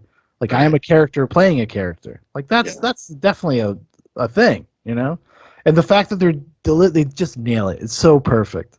And Julianne Moore is the top of that tier of people that I have ever seen in my life in any context trying to parody a porno movie. That is the top. It's so specific. She probably is the one that I had a most appreciation change for in watching this as an adult. And like you said, she's playing basically one of the villains of the movie. Yeah. Well, I never really thought of it that way because, first of all, she is fucking hot fucking action to the max, dude. Like, Julianne Moore is one of the most beautiful humans that's ever been born, probably in the history of humanity. Yeah. And she also is so into the trade of acting. Like, when you, like, out of all the interviews of the actors that I watched with this movie, hearing her talk about it was one of the most enjoyable because, you know, she was talking about like the camera work and shit. Mm-hmm. And you know, you can just tell that she's so into the trade. I was really interested in the script immediately because it was so different and so fresh and so much representational rather than interpretive. You know, I mean, that was one of the things that I think Paul did so wonderfully. He really kind of presents this world and allows you to make your own judgments about it. And, you know, it's a shame that, you know, half of her fucking acting career is doing like Jurassic Park sequels and shit. But in this movie, just like every other actor, she's firing on 27 cylinders and eating up everything, having fun. I wish I could have just been on the set of this movie, just watching like one of the supposedly 27 guys who's doing the lighting on one of the scenes. And that's one of the other things. That speech that Jack gives to the young actors about, well, there's 10 or 20 guys holding around doing the lighting. It's fucking bullshit. Yeah, no, it's a fantasy. He's selling porno set. But that's what I'm saying. Like, that scene is the culmination of the seduction, because he's lying about almost every aspect of it. And like, I love that because the guy who I can't remember his name, but he's not an actor. He's like a magician. He's like a famous magician in L.A. That's what he is. Reed Rothschild, the famous magician. No, not him. No, the guy who's the DP, the porno DP, who Right. he has some amazing scenes with William H. Macy, by the way. Who's also actually William H. Macy could be secret MVP. Actually, honestly, now that I'm thinking about it, holy shit. The fuck are you doing? You look like they're doing. It's my wife. What, Bill? You're embarrassing me. Yeah, little Bill, shut up. There's fucking 27. See, every actor in this movie is the secret MVP of this fucking movie. I know.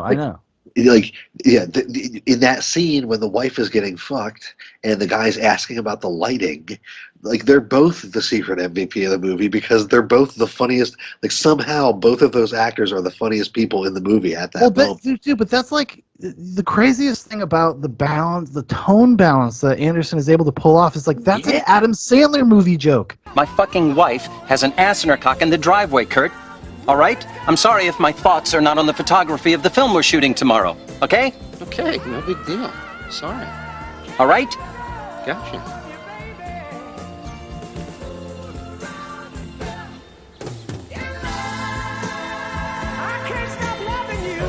That's a fucking Adam Sandler movie joke. Yes. And it does not, and it reads hilarious, but funnier than anything that would ever be in an Adam Sandler movie. But it's the same kind of joke. That's the genius of this movie, and that's one of the reasons why it endures, is because somehow you take that kind of slapstick humor that is evident in the original version of this, in the Dirk Diggler story, and he's putting it into a dark drama about broken people doing cocaine and losing their families over and over again. Yeah, exactly. But back to that guy. His name is Ricky Jay, and he died a couple years ago, so R.I.P. But he would do like movies every once in a while, television every once in a while. But mostly he was known for being like a magician. But the scene where he's that first Dirk Diggler and Amber Wave scene, Jack Horner walks up to him. He's like, how long before we shoot? He's like, 30 minutes. I got the shadow that I'm having trouble with. I can't get rid of this shadow. Talk to me, Greg. 20 to 30. Boy, I got a couple of tough shadows to deal with. The shadows in life, baby. He's like, shadows are a part of life. Like, he's like, but the movie is just full of moments like these little throwaway gems, like these little gem moments that you could completely miss or just wash over you. But like every scene is filled to the max with that kind of stuff. That was kind of like weird. That's like a beautiful little character bit that really informs Jack a little bit, because he's impatient, but he's gonna spin it like he's a fucking pretentious like director, like it means something. Right. And it's great. And like everything that Jack says to people, it's completely hollow and unhelpful. Like, that dude is a worker on your set trying to fix the fucking shadow on this fucking lady's boob, and you don't have any meaningful answer for him. You just want to smoke your cigar and watch people fuck on film. I know. Which is, oh my god, like just or the auditions moment, like with Dirk Diggler, or with Eddie at the time, Eddie and Roller Girl on the couch. That's just such a creepy fucking moment. It's just creepy. Like that you just invite kids to your house to fuck in front of you while you just sit there and smoke and watch. Exactly. And not only, and Roller, let's talk, I mean, Roller Girl, God bless Heather Graham. She's not just a kid. Like, Dirk is like a pretty typical 17-year-old boy. Yes. But Roller Girl, she's like, I mean, okay, the scene at the beginning where she roller skates over to Julianne Moore, and Julianne Moore says, "What's going on down there? I gotta pee. We'll go then." We're potty training Theo. He doesn't ask me when he needs to pee. He goes over to his potty and sits down. Theo's coming up on 2 years old. Yeah. So where's Roller Girl developmentally? That they're at a nightclub drinking margaritas, and she's like grabbing her crotch and asking permission to pee. Yeah. I mean, fuck me. And this guy has her doing fucking porno. And it's like who's the retarded girl who's on black.com? Oh my god, Hannah Hayes? Hannah Hayes. Yeah, like Roller Girl's like fucking Hannah Hayes, dude. My agent called me today and told me that I could not bring my pet or my lizard whatsoever on set to any shoot. I cannot bring him. It upset me because he's a emotional support pet. Actually, yes. She really kind of is. Like, that is kind of the character. Asking to go pee. And there's a bunch of context clues to clue you into that. Like, right? Like, you know, when she's like in high school taking a test, it's kind of implied, it's inferred that she's kind of dumb. Like, she's not going to do well on this test or whatever. So it makes it easy for her to just kind of fuck off and leave. She has no aspirations in that sense, right? And then the thing about like having to have like the song playing while she's having sex and keeping the rollerblades on, even though they're not filming, she's like not in character. But that's her the only identity she has now is that porn character. Right. And then that's what makes that scene, you know, later in the movie when they start doing their bang bus videos, when like picking dudes up off the street. BigSausagePizza.com. It Were makes you a teenage boy at the turn of the millennium? Yeah. You might get these references. Like, it's and that's what makes that scene so kind of like dark and visceral. It's the one time I think like Roller Girl is really confronted with the reality of her life, and she doesn't like it because she's always trying to escape judgment. Do you remember me? We went to school together? Your name's Brandy, right? Brandy? Brandy's your name, right? No. I know what you're talking about. Your name's not Brandy?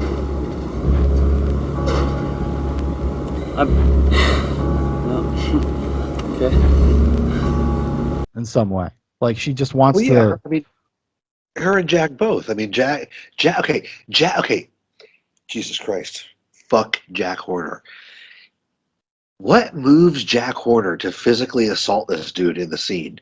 It's not when he basically starts trying to rape Roller Girl. It's not when he insults Roller Girl. It's not when he, says all this fucking shit about her. It's when he looks at Jack and says, "Your fucking film suck now anyway." That's when Jack actually stands up and tries to physically assault this girl. Dude, not when he's fucking treating Roller Girl like a piece of fucking cube steak. Mm-hmm. fuck Jack Horner, dude. That's the biggest character that I had a switch on watching this between when I was a teenager or whatever the stage I watched in it, and now as an adult and a father and all that shit. Jack fucking Horner, dude. I wish that Caesar's Legion from Fallout fucking New Vegas was real, so we could put fucking Jack Horner up on a cross, okay, and crucify him. Well, but that's like I said earlier. That's the subversive coup of that performance. You don't realize it until you realize it. You just you don't get it until you get it. Like it's very, maybe that's overly simplistic to put it that way, but like the idea that Jack Horner is just some sort of like a patriarch of a misfit family, like no, the dude is a creep. He's a narcissist. He's completely predatory. He's like ruining these. He's not lifting people up. Like he's not bringing them into an environment to thrive. That's another thing I noticed, right? Like for a lot of the porn actors, this is not their day job, which I was I was kind of interested in. Like when I was watching it this time, a lot of them have regular jobs. Like Don Cheadle is, I guess, the most apparent, right? And I was like, oh, that's kind of interesting. It's just like an interesting like kind of angle to even bring up in a movie like this. The people that are mostly employed by Jack, I mean, they're part of his identity or his personality cult. They all live at his house. They don't pay rent. Yeah, he just has to give them enough money to buy toys and Coke and stick around. Yeah, it's like almost like everything else. It's like a cult mentality.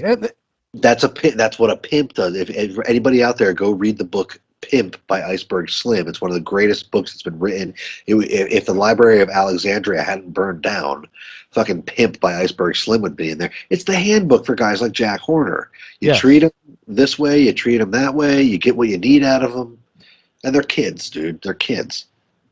Yeah, and that's what makes it so subversive. And that's what's, I guess, it's in a way, it's like the brilliance of the lightness of the movie, because it never feels like a lecture. It never feels overly judgmental of its characters, but just watching their existence, I don't know, maybe it depends on the kind of person you are. I don't know. Maybe some people watch this and think it's just like, I can't imagine like being an adult and watching this and not finding it at least a little bit sad. Like, I don't know. Sure. Sure. And I think that's one of the things that has informed my love of this movie is watching it at multiple, not just a couple, but literally 4 or 5 different stages of my life. It's come back to my life. Like you said, you watch it like 3 times and then you put it away for a few years. One of the best stories of my life has to do with when we watched this on New Year's Eve in New Mexico. We'll get to that. You know, watching it as a teenager, it is a kind of a different movie than watching it, especially as an adult, and then as an adult with kids, or a kid. Fuck me, it is a very different movie, and you do appreciate it for what it is more. And like I said, watching it now, I appreciate it more than I ever have before. I would probably take it if on the desert island, you know, if I had to choose 5. Yeah, because as a piece of art, like it is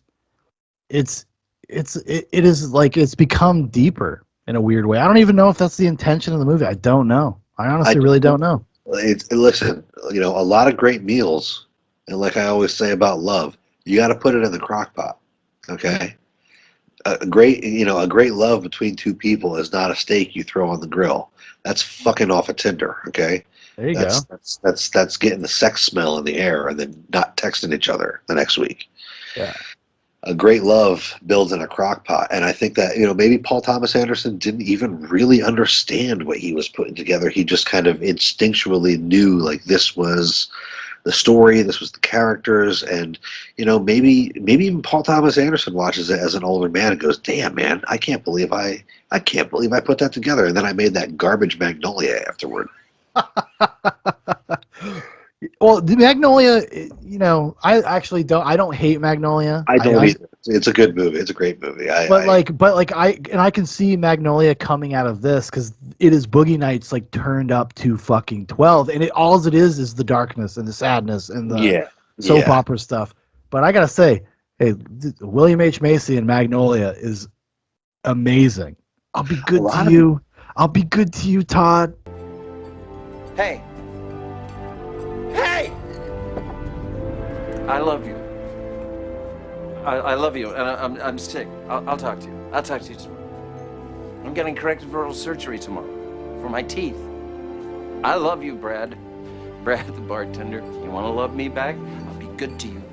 I'll be goddamn good for you. I won't be mad if you don't know who said what. I won't punish Brad, you if you get the honey. answer wrong. I can teach and tell I have you. a special Samuel secret crush over there, I think. I A fucking love you. lot of the actors in Magnolia are amazing. I mean, he does pull these great performances out of these actors, and Tom Cruise to me is a cardboard cutout most of the time. But Magnolia is one of his performances that I think is great. He plays like that MGTOW, fucking Yeah. like Well, he like because MGTOWs like 15 years before there were MGTOWs, right? Yes, actually, yeah. I mean, it's that's the great thing. Paul Thomas Anderson, if he's good at anything, it's casting. And even when the actors don't realize it. Case in point, Burt Reynolds. Didn't even really understand, I don't think, what he was doing. But Paul Thomas Anderson got that performance. Right. You got something to edit together to give that performance, right? It seemed like Paul Thomas Anderson had a very singular vision. It seemed like, again, the crockpot theory. He made the original Dirk Diggler story in the 80s, and he let this shit stew in a crockpot for like 10 years. And then he, finally had the idea, like, look, I'm not doing a mockumentary here. We'll do the mockumentary. Like, he actually did the mockumentary within Boogie Nights. Amber Wave's little she makes documentary. And, through that humor of Reed Rothschild and Dirk Diggler, like, as the immature brothers, like, they bring that energy to this story. Dude, John C. Reilly during that documentary, like, violence is something that plagues society. Amber, I live in this world. I don't like violence any more than you do. Violence is a bad thing. But when you see violence in films, it's, if movies, films caused violence, we'd be able to wipe out violence tomorrow. Boom, no more films. That's fine with me. I'll find something else to do. I'll fuck on my own time. I got other interests. I'm a magician. And, hopefully I like, that will be something that I focus on in the future because you can't fuck forever. I realize that. Anyway, violence is something that plagues us as a society. Like, listen, hey, look, if turning off movies would end violence, I'd do it tomorrow. I'd go fuck on my own time. How many movies have this many great line readings? But that's what I was saying earlier. Like, every subtle thing, everything is just like kind of gold. Like, it is pure cinema. Yeah. It's the distillation of every good thing Paul Thomas Anderson ever saw, and he just poured it into his own thing. Yeah. That's what's great. Honestly, that's what's great about it, and that's what's great about being like a young artist is that, yeah. You wear your influences on your sleeve. Just do it. Like, it's still going to be you. Like, we're all influenced by things. Like, not everybody's Orson Welles doing it for the first time, kids. Right. But, like, and I kind of love that about that because it is very much, I think, maybe our age demographic experience with anything. All we can possibly do is stand on the shoulders of giants, and to lie about it and to pretend like we don't do that is absurd. So just fucking own it. Just own it. Be like, yeah, dude, this is from fucking Scorsese movie, dude. Like, I like Goodfellas too. Like, I want to do that shot. I want to do a long tracking shot that starts off like in the beginning of the movie. The opening shot starts on the Boogie Nights thing. Starts on a sign that says Boogie Nights, and then it turns, and the crane moves, and fucking Burt Reynolds pulls up in his caddy, and he gets out, and they have a guy on a crane with a Steadicam who steps off the crane and follows them into the nightclub. Like, it's pure cinema. It's amazing. And I love, there's this funny story, Burt Reynolds, because Paul Thomas Anderson, he's a movie geek, and he went up to Burt Reynolds and he said, "Isn't that so fucking cool? We just did that. Isn't that amazing?" And Burt Reynolds was like, well, even though he is very well respected in the industry, Boogie Nights star Burt Reynolds recently tried to downplay the director's talent, who was 26 at the time they made the film. He said this to GQ. He was young and full of himself. Every shot we did, it was like the first time that shot had ever been done. I remember the first shot we did in Boogie Nights where I drove the car to Grauman's Theater after he said, "Isn't that amazing?" And I named 5 pictures that had the same kind of shot. It wasn't original, but if you have to steal, steal from the best. I could name 5 pictures right now where that shot was already done. Like, what an asshole. Like take on set and just taking the wind out of the dude's sails, you know. But Burt Reynolds probably said that exact same thing. He probably called them pictures. he did actually. I think there might be a clip. I think maybe he was on Conan or something where he literally says that. He literally says that. He says that's what he said to Paul Thomas Anderson, a 26-year-old kid making his second movie, which his first movie is actually pretty good. It's John C. Reilly, Philip Baker Hall, but it's very small and it's very tight. And Boogie Nights is a sprawling. It's like an epic, like it's a character piece epic, you know. Yeah. And Burt Reynolds, you're one of your leads is like, man, you're not so fucking hot, kid. Apparently, like Burt Reynolds hated Paul Thomas Anderson so much he punched him one time, which Heather Graham in an interview confirmed. But Burt Reynolds, it was like famously, he was like on a whole nother plane while he was doing that movie, right? I guess. Like he was not into it, basically. Is that what he said? No, that's what Paul has said. That, Okay. like, I know they got in a fight one day and Yes. then Burt yelled at Paul. I remember that. Right. Yeah. And then it sounds like though Burt kind of realized years later, kind of like, maybe this was good. I think he and- might have yelled at him, and I think I remember that he said, "I'm going to rip off your head and shit down your neck." Right. I think I remember That's amazing. That's crazy. By the way, when you're Yeah. Burt Reynolds, you can say that. I guess so. Yeah. Huh. Is this true that you we were even after shooting the movie, I'm told that you were so uncomfortable about making the movie that after the movie was done, before you had even seen it, you wanted to hit the director, Paul Thomas Anderson. You wanted to hit him in the face. No, I didn't want to hit him in the face. I just wanted to hit him.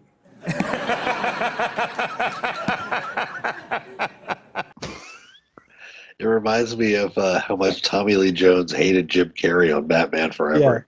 I can't. What do you say? I can't like I can't abide your something or other. I can't abide your like clownery or something like your that. Like tomfoolery or some shit like that. Yeah. And Jim Carrey was just like trying to say hi to him at a restaurant. And he like Yes. grabbed him and he's like, I wish you would die. oh my god, imagine that. Imagine being that guy. Like holy shit, fuck you, Tommy Lee Jones. Jim Carrey's like 28 years old. Like, what did I do? I'm just trying to be in a movie with you, bro. Yeah.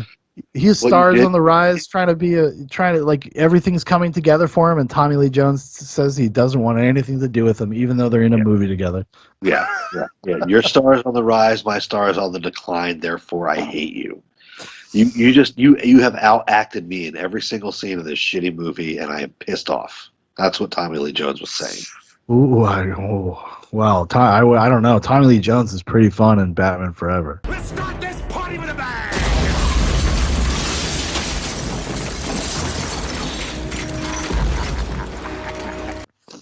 He is, but you can see him chasing his tail, trying to be Jim Carrey.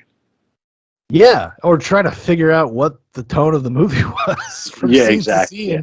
And that's it. And okay, mini review inside this because we might do Batman Forever one day. I think that'd be a fun, good movie. hour, 45 minutes. Yeah. Tommy Lee Jones, I think you're right, was grasping at the tone, and Jim Carrey knew exactly what he was in. You knew what movie he was in. Yeah. And I think Tommy that Lee the- Jones was trying to figure it out the whole time. I think that the only people on the set who knew what movie they were in was Joel Schumacher, Jim Carrey, and fucking Nicole Kidman. Yes, I agree with that. Yeah. Which is actually part of what is appealing about the movie, is because it's so weird. Yeah. And campy. It's a camp classic, dude. But Batman Forever finds the balance, and then you see Batman and Robin, which completely fucks up the balance. It's just a boring movie. But Right. Batman Forever is a lot of fun. It's one of my favorite Batman movies. I know that's heresy to say, but it is one of my favorites. I think that, dude, I had every poster from that movie on my wall when I was a kid. And you know what? That is a great future. Subox Goes to the Movies, the Schumacher Batman movies. Actually, yeah, we should do One that. Yeah. One episode, we'll do both of them. Yeah. But, fucking, what is the complete opposite of Batman and Robin is fucking Boogie Nights by PTA. Yeah. But I mean, every scene has just its perfect thing. You know who we haven't even mentioned is fucking Philip Seymour Hoffman.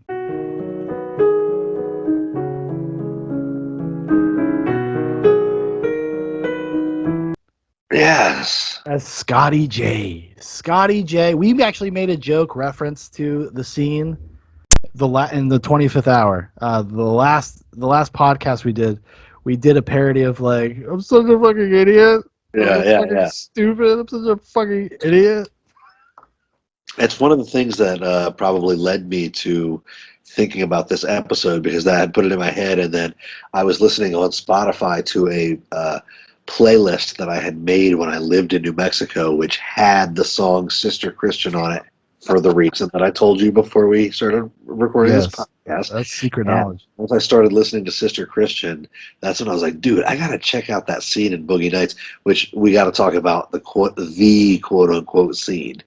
But we're gonna do that because we have to, because it is all right. Well, so that's what led me from going, okay, because like Terminator 2 I saw on TV when I was having like my dad weekend in the summer, and when I went to go watch it again, I was like, like I don't know, I might want to like curl up in the wintertime and finish this. And then I was listening to the playlist that I had made in Santa Fe, which had Sister Christian on it, and I was thinking of the most tense fucking scene that has in the history of horror movies and thrillers and fucking dramas. Somehow Boogie Nights manages to have the most fucking tense scene of anxiety that's ever been fucking put on film. oh yeah, it does a better job. Like, because there was a movie that came out a couple years ago, the Adam Sandler, the Safdie brothers, Uncut Gems. I don't know if you saw that,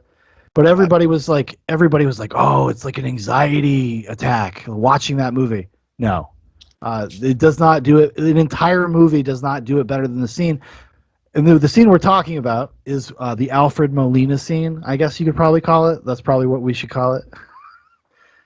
But I realized this time watching it, I was like, oh my God, like you take all of what you've watched for like 2 hours of the movie, all of the disparate tones that he's able to balance and figure out, and all of it is in that one scene. The entire movie comes crashing together in that one scene because it's tense, it's dark, it's funny, it's got like some real sadness to it. Like it has everything in that one. It's isolated. You could cut that scene in a vacuum and just show that to somebody, and that's a great fucking like little piece. Like it is so good, even without the context of the characters. Like it's so good because Alfred Molina, just commits so fucking hard. Whoa. Just so hard. And before we were talking, Dan had sent me a message on Skype, and he said, although that's just Cosmo, he's Chinese. Fuck. It's Cosmo. He's Chinese. And I was laughing about it because I was like, so it was just funny that you said that, but like it was like he says that as if it explains anything. Yeah, I know. Like everything happens in that scene. There is a little boy. There's a little Chinese boy or man, I don't know, and he's just throwing firecrackers. Like he's 14, dude. Yeah, and he's throwing firecrackers in the house. Lino like grabs his ass lewdly. Yes. Yeah. And then rubs him on the head like he's a good boy. Yeah, it's fucking creepy as fuck. While he's freebasing and listening to I never understood why the song Jesse's Girl through all the years gave me such anxiety. Like I never wanted to listen. Once I heard that little guitar playing at the beginning, it's like, can you please change this track?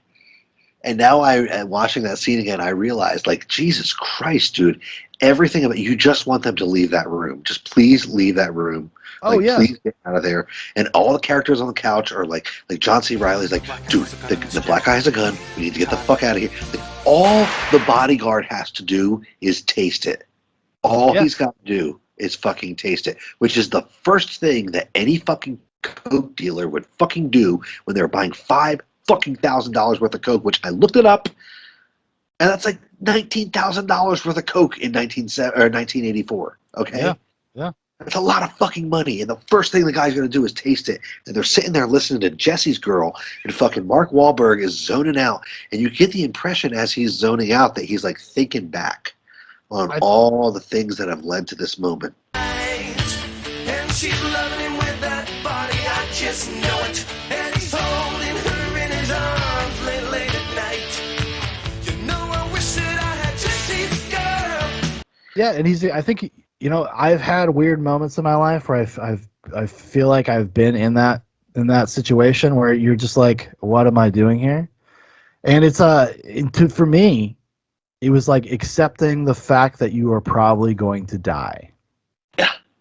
That's Yeah. what he's doing. He's zoning out and he's just staring, and Jesse's girl is rising and it's playing, and it's such a beautiful moment. And like, credit to Paul Thomas Anderson as a director to have the patience to sit for like a hot 30 seconds on Mark Wahlberg being fucking geeked out, just fucking staring. It's almost a minute, dude. It's like 49 seconds that he Yeah. holds on Mark Wahlberg. And again, he has the music mixed up in the mix of the movie. So if you were watching this on a nice system, Jesse's girl is fucking blasting, dude, okay? Like, louder than you've ever heard this fucking song blast. Like, Chinese kids throwing off firecrackers. Everybody's freebasing. Tom Jane is being squirrely as fuck. Baseball? Tom Jane is being fucking weird as fuck all of a sudden. Yeah. With his weird, when he has that laugh spasm, when he just can't get it out.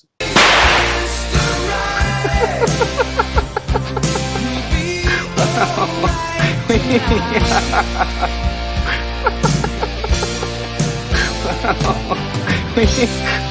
don't know, $5,000. How much he wants for the fucking coke, and when it zooms in on Mark Wahlberg, all of the dialogue fades from the scene. Jesse's girl. I wish that I had Jesse's girl. And you can see that not Paul Thomas Anderson, but John C. Reilly is like jostling him and saying, like, he's probably saying like, Dirk, we got to get the fuck out of here. Yeah, we gotta go. But you can't hear any of the dialogue. You just hear Jesse's girl blasting at fucking top volume, and it creates such a dreamlike effect, and everything in that scene builds and builds. The Alfred Molina keeps freebasing. He keeps freebasing. He keeps freebasing. He's doing one after the other. The song Sister Christian stops in the middle, like right as he's getting really pissed off about it. I'm just tired of fucking musicians wanting you to listen to the fucking track in the same fucking order. Fuck. And then Jesse's girl starts, and like all these weird tiny little things just build. It just a flash of the bodyguard with his gun, and he's, Dirk keeps looking back at him, and he's dumping the coke out, and it's like, when is he gonna dip his pinky in there and taste it? Because once he dips his pinky in there and tastes it, it's over. The game is up, right? Like, so you're die. No matter how many times I watch the movie, I want them to leave the house. Like, Yes. I know they don't. I've seen Yes. it fucking Yeah. 50 times. And the characters know it from the moment that, I mean, the preceding scene is them standing around being like, and Thomas Jane's like, and he's all fucked up on carpet dope, by the way. Which the carpet dope bit is one of my favorite little tiny little slivers of the movie. Like, I didn't even really notice it until I listened to it in my headphones as a podcast. It was like, yeah, we can do that carpet dope. They make it in a big tub. They mix a little piece of carpet in it. They don't mix that fish scales in it. I don't want fish scales in it. But like, so he's all fucked up on carpet dope, and they're playing. He just says he's not going to check it. So we're gonna do the deal. We're gonna drop half a key of baking soda into a bag. We're gonna walk over there. We are gonna boom, right there. This could be a nifty little bit of hustle bustle. Wait, do you have his address? Fucking read, yeah, I got his fucking address. What? Yeah, okay, question. Sorry. Hold on. What if he tests this stuff out? He won't. Well, how do you know that? Because I know he won't. I know he's not going to check it. And that's good enough for John C. Reilly and Mark Wahlberg. Yeah, because they're idiots. They're fucking morons. Philip C. Hoffman is the only one who has the wherewithal to be like, yeah, this is a really fucking stupid idea. And then again, one of the best line readings of the movie, which every line reading in this movie is one of the best line readings of the movie. John C. Reilly is like, anyway. Oh my God, yes.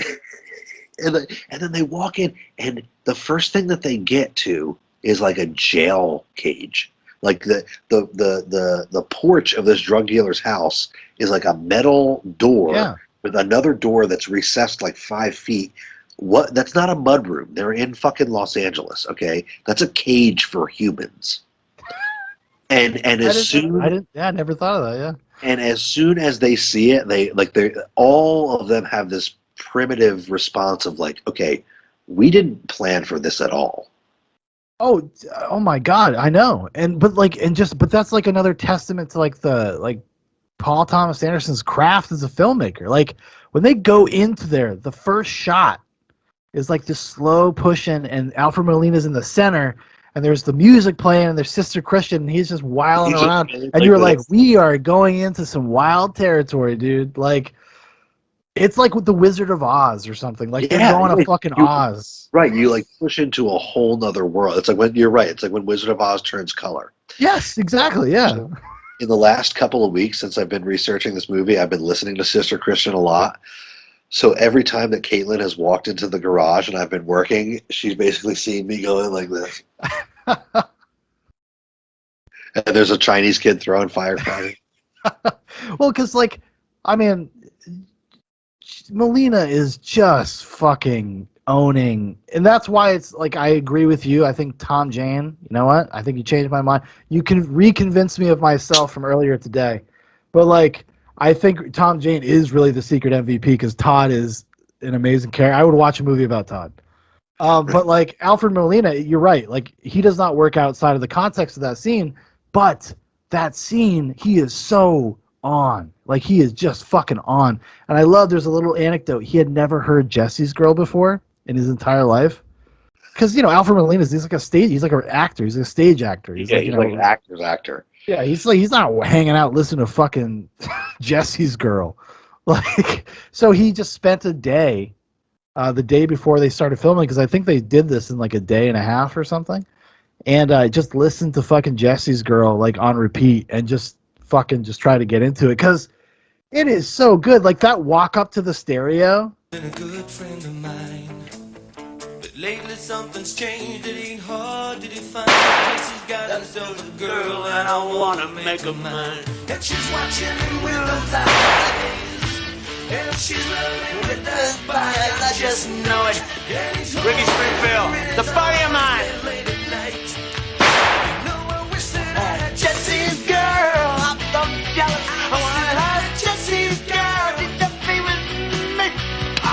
What can I have a woman like that? Like when he's just like grabbing at the air, like he's doing like a zombie walk where he's like shuffling back and forward. And he's doing this shitty karaoke where he only knows like half of the lyrics, and then he starts going into this thing where he's going like, "Oh God, I'm so jealous. Why doesn't she just choose me?" Oh, like you can tell that like Alfred Molina is like having the time of his fucking life doing this scene. Yeah, like how often as an actor would you get an opportunity to come in, steal a movie, and just literally steal the whole movie? Steal the whole movie. Because I remember being a kid, like that was the scene. Like that was the thing that I remembered and we talked about all the time was the Alfred Molina scene.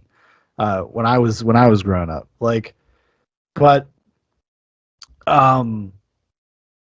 I had something I was gonna say, now it's evaporated from my mind. But yeah, it's really fucking astounding, like how well that comes together, and that it, like I said earlier, like it brings all of the tones of the movie are in that scene. The entire movie is like that scene is a microcosm of the entire movie, and it kind of made me feel like I was like, oh, you should be stressed out for like this whole movie, because this is what this movie is actually about.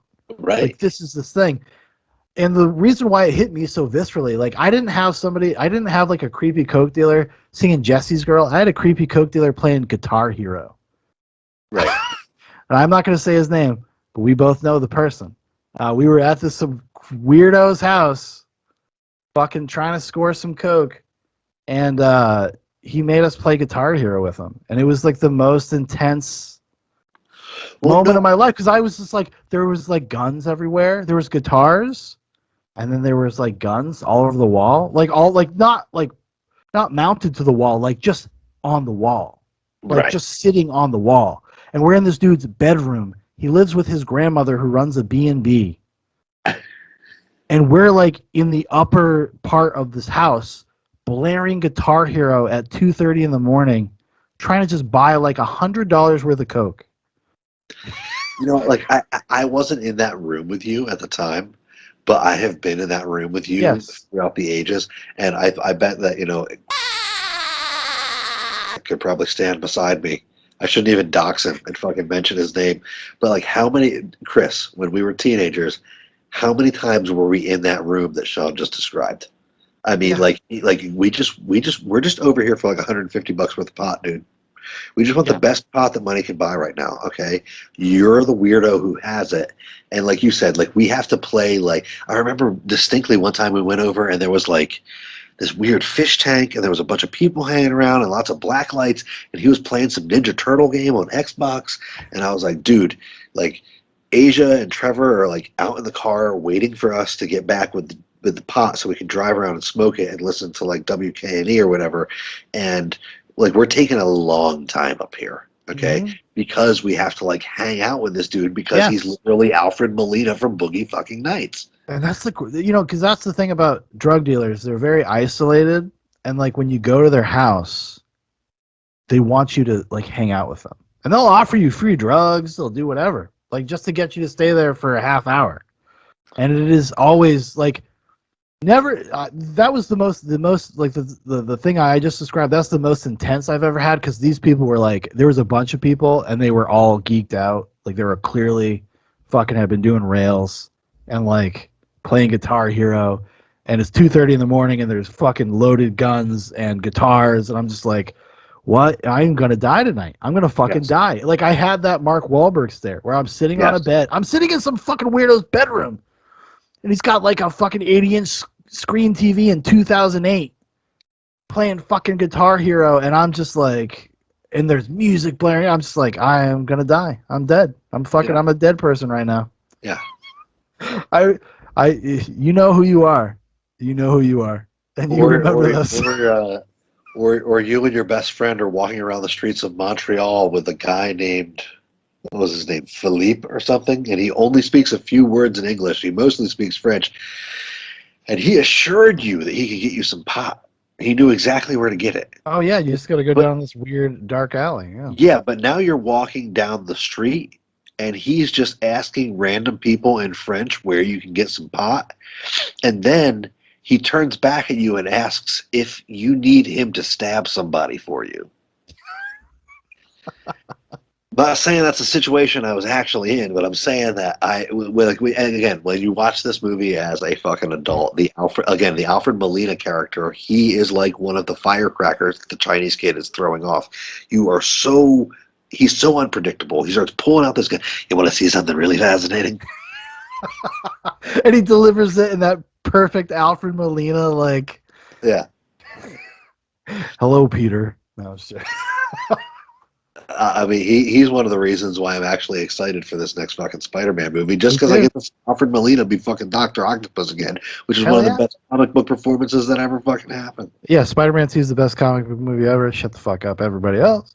No, actually, dude, I agree with you, and let's do a goddamn Zoobox that goes to the movies in the future about Spider-Man 2 so that we can fucking ride hard on MCU people about how that's literally the greatest superhero movie that's ever been made. I am so down. So down. But yeah, I mean, again, it's the scene. When I was doing research for the movie, one of the links that I saw when I Googled it was titled, quote unquote, that scene from Boogie Nights. And it's that iconic. I mean, that's all you need to say. That scene from Boogie Nights, and you know what the fuck you're talking about. It's the one with the coke dealer, Freemason, with this Chinese man-boy love child throwing firecrackers, and that huge fucking security guard with the fucking gun hanging out, and your three supposed heroes are sitting dumbfounded on the couch, not knowing what to do, coked out themselves, and then all of a sudden Todd starts asking for what's under the fucking bed. In the master bedroom, under the bed, in a floor safe. Understand?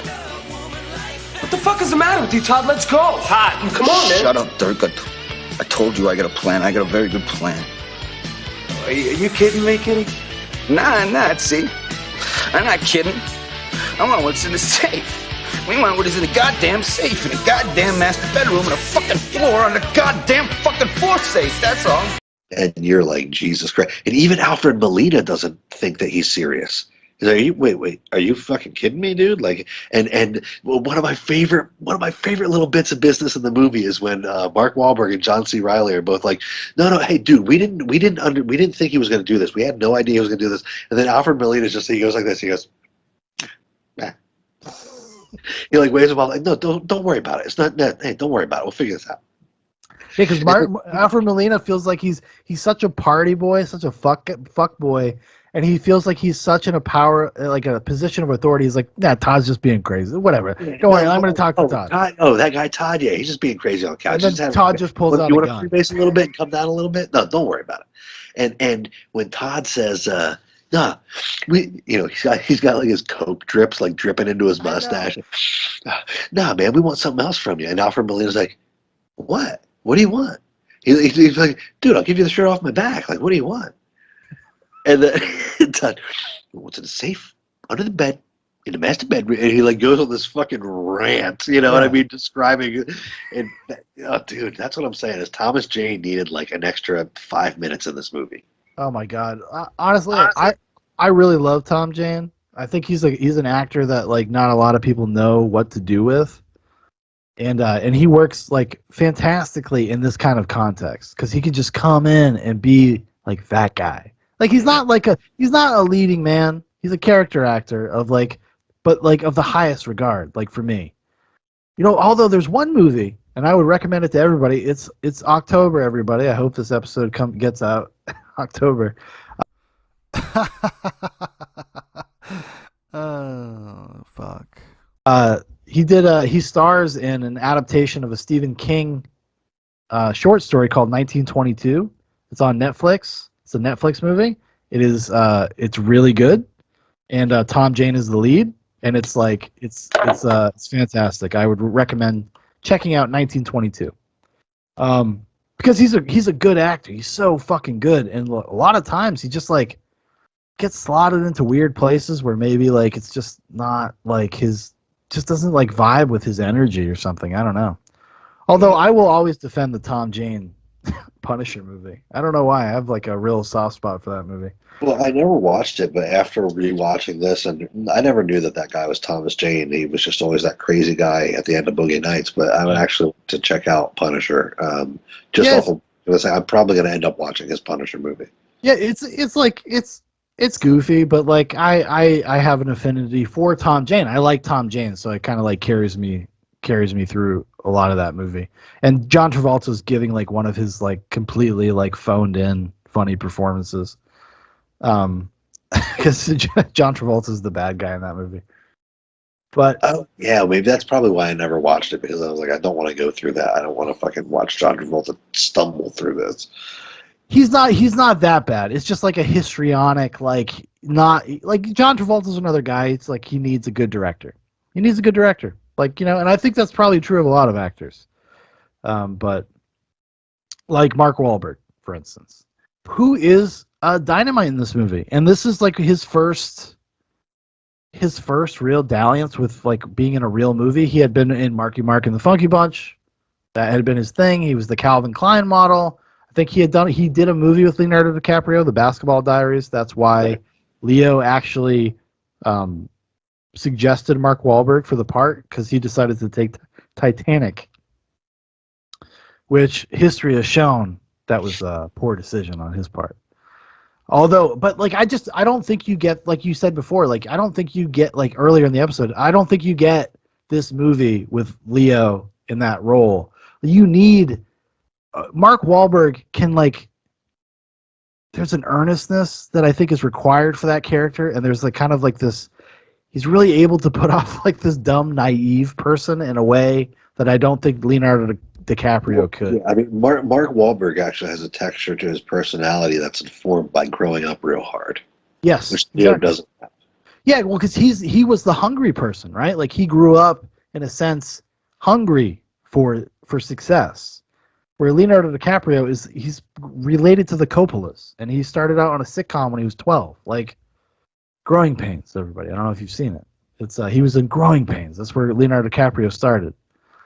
Real quick trivia, the first two IZA albums were recorded on the same 2-inch tape reel that the Growing Pains show was mixed down on.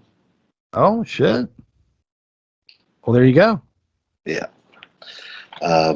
It was actually named Alex P. Keaton. It had like a little label on it. No way. Yeah. We ended up recording the third IZA album in Pro Tools XL or whatever, because at that point Pro Tools had actually gotten like higher fidelity than fucking 2-inch tape, which was incredible. But the first two IZA albums were recorded on tape on the same tape reel that mixed down that show, and it was a pain in the ass to record them, but you can definitely hear it in the sound. But yeah, man, I mean, again, like threading the IZA's aesthetic attention to anachronistic detail. Everything in this movie, the cars, the makeup, the costumes, the wallpaper, the carpet, the couch, the everything is fucking perfect, and you get so pulled into this world that you want to be there hanging out with these fucking people. Well, there's nothing that breaks the reality. There's nothing that breaks the reality of the film or of the film's world, the verisimilitude. Like it is so perfectly, and it's, you know, and going back and watching it, like I realized how small the movie is. Like if you really think about how many locations are in the movie, there's actually not a ton. Right. But it makes it feel like the whole world. Like there's a grandeur to it, you know? Well, that's just it, is that like, I think that speaks to the insular nature of these characters. They all think that they're fucking celebrities. They all think that they are world-changing, top-notch celebrities. They have their own award show where they all kiss each other's ass. One of my notes says, I'm not going to look for it, but it says something like, award shows are all fake, but porno award shows are extra fake. Like they're literally just kissing each other's asses for coming all over each other. Oh my God! Like in Dirk Diggler's his acceptance speech is amazing. Wow. I don't know what to say. I guess the only thing I can say is I'll promise to keep rocking and rolling and making better films. You know, it seems we make these movies, and sometimes, you know, they're considered filthy or something by some people. But I don't think that's true. These movies we make, they can be better. They can help. They really can. I mean that. We can always do better. I'm gonna keep trying if you guys keep trying. Let's keep rocking and rolling, man.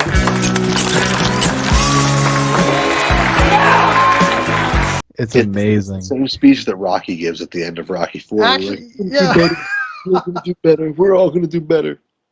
Oh my God, you're right. You know, it's great because I just recently watched Rocky 4, and that is dead on. That's fucking dead on, because it's that corny and that like, well, I mean, it's obviously the tone is different, but like it is that corny and like kind of faux sincere and pretentious in a way, you know? Like, you know, Jack thinks that he's making art. Dirk, you know, in this interview says, you know, he says, I've saved thousands of people doing this. Thousands of marriages. I show guys how to fucking fuck their ladies, man. Yeah, and Amber Waves in the dialogue of the documentary says, If Brock Landers is slick with a gun, he does so only in the vein of good and right.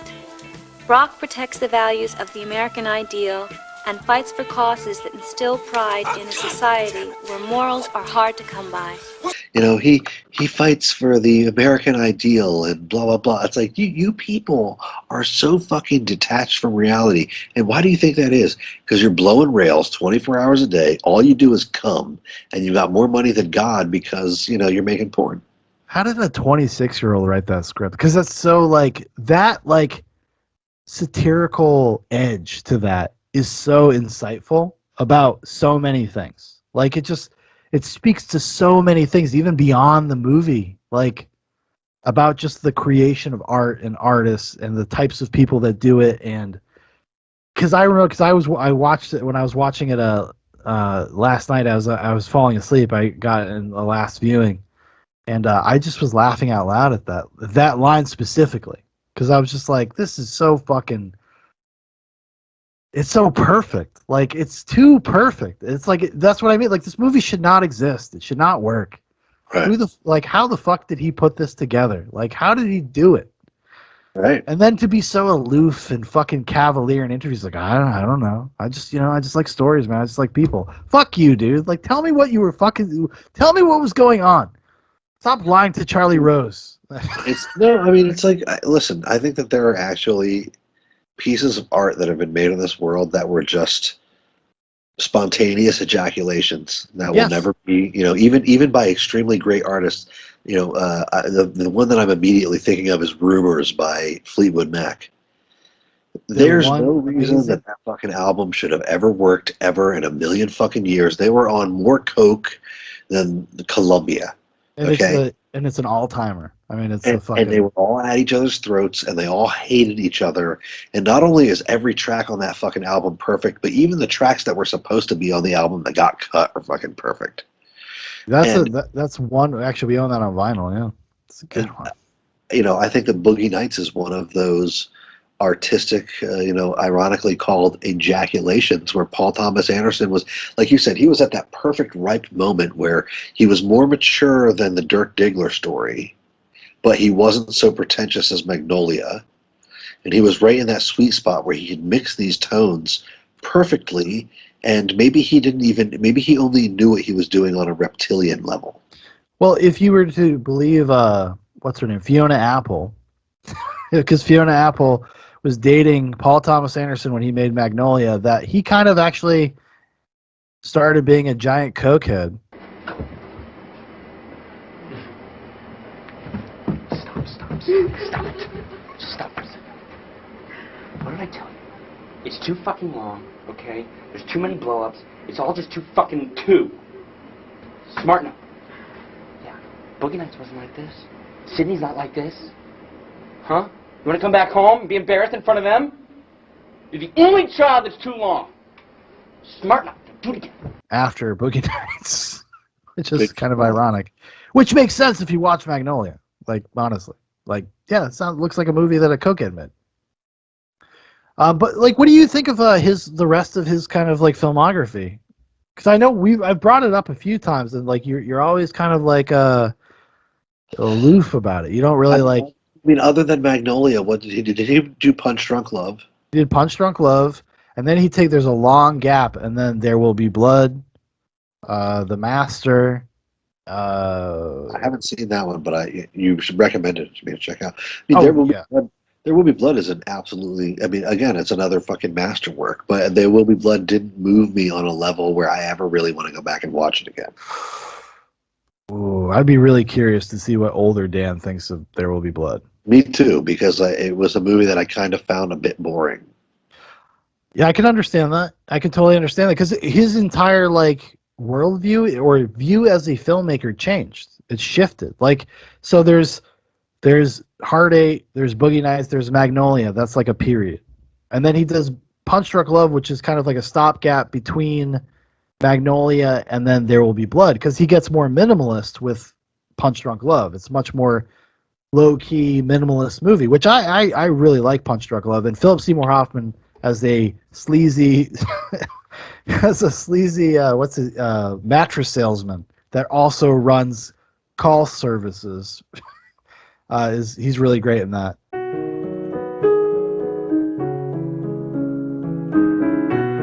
And then he does There Will Be Blood, which is like that could be a different person making that movie. I mean, there's like, and I feel like he just like shifted where he pulled his influences from.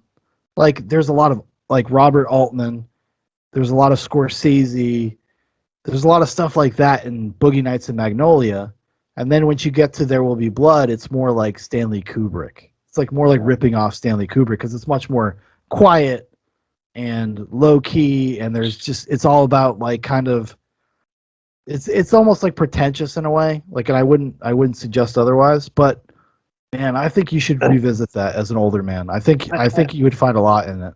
I mean, even as a younger man, I recognized it as a great movie. I think I was just in a period of my life, like I was probably recording like Lick It or Ticket with the IZA, and I was more concerned with like writing the lyrics for Soldiers of the Apocalypse or some shit. Yeah, yeah. You know, I was at a different point in my life, and I would probably appreciate it more. But I mean, now that you just rattled off the Paul Thomas Anderson filmography, I mean, a lot of those films are fucking great. Doesn't seem like he has many misses. But Boogie Nights in particular blends a style, an aesthetic, a theme that captures my heart in particular because I love the disco era. But I you think also, the but you love the disco era, but you love all of the films that he loves. Like these are all things that like speak to our lizard brain. We like intuitively, especially coming back to it, like as deeper film fans, like we intuitively like understand all of the things he's pulling from, even when we don't recognize it consciously. It's all like subconscious work on you. You know what I mean? Like, and it just sings like, and that's like I said before. I've always kind of respected about him. He's not bashful about it. He's like, I like really great filmmakers. I study them. I use their techniques. You know, like, and that's something to be said. There's something to be said about that. Like, there's nothing wrong with that. And I think a lot of people, because you know, even myself, like, as I've gotten older with Tarantino, I've become a little bit more critical because now I am more aware of what he is pulling from. I think Paul Thomas Anderson, who is actually often compared to Tarantino, is actually the better remix artist than Tarantino. I think Tarantino literally, he has dialogue, like he has his own like style of dialogue, but like if you watch his movies and if you when you become more film literate, like you understand like he's like literally lifting wholesale scenes, characters, right, shots, like everything is like from something that he had loved when he was a kid. Which I don't have a problem with, but it definitely lessens the effect.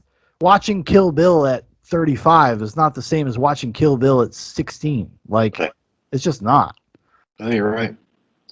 And I think that Paul Thomas Anderson, excuse me, I'm sorry, I didn't mean to say that. PTA. PTA, I'm sorry.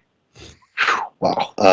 I want to be part of the cool YouTubers who do shitty reviews, who fucking suck and are not Zubak Goes to the Movies, not half as cute or insightful or clever as we are. It's true. But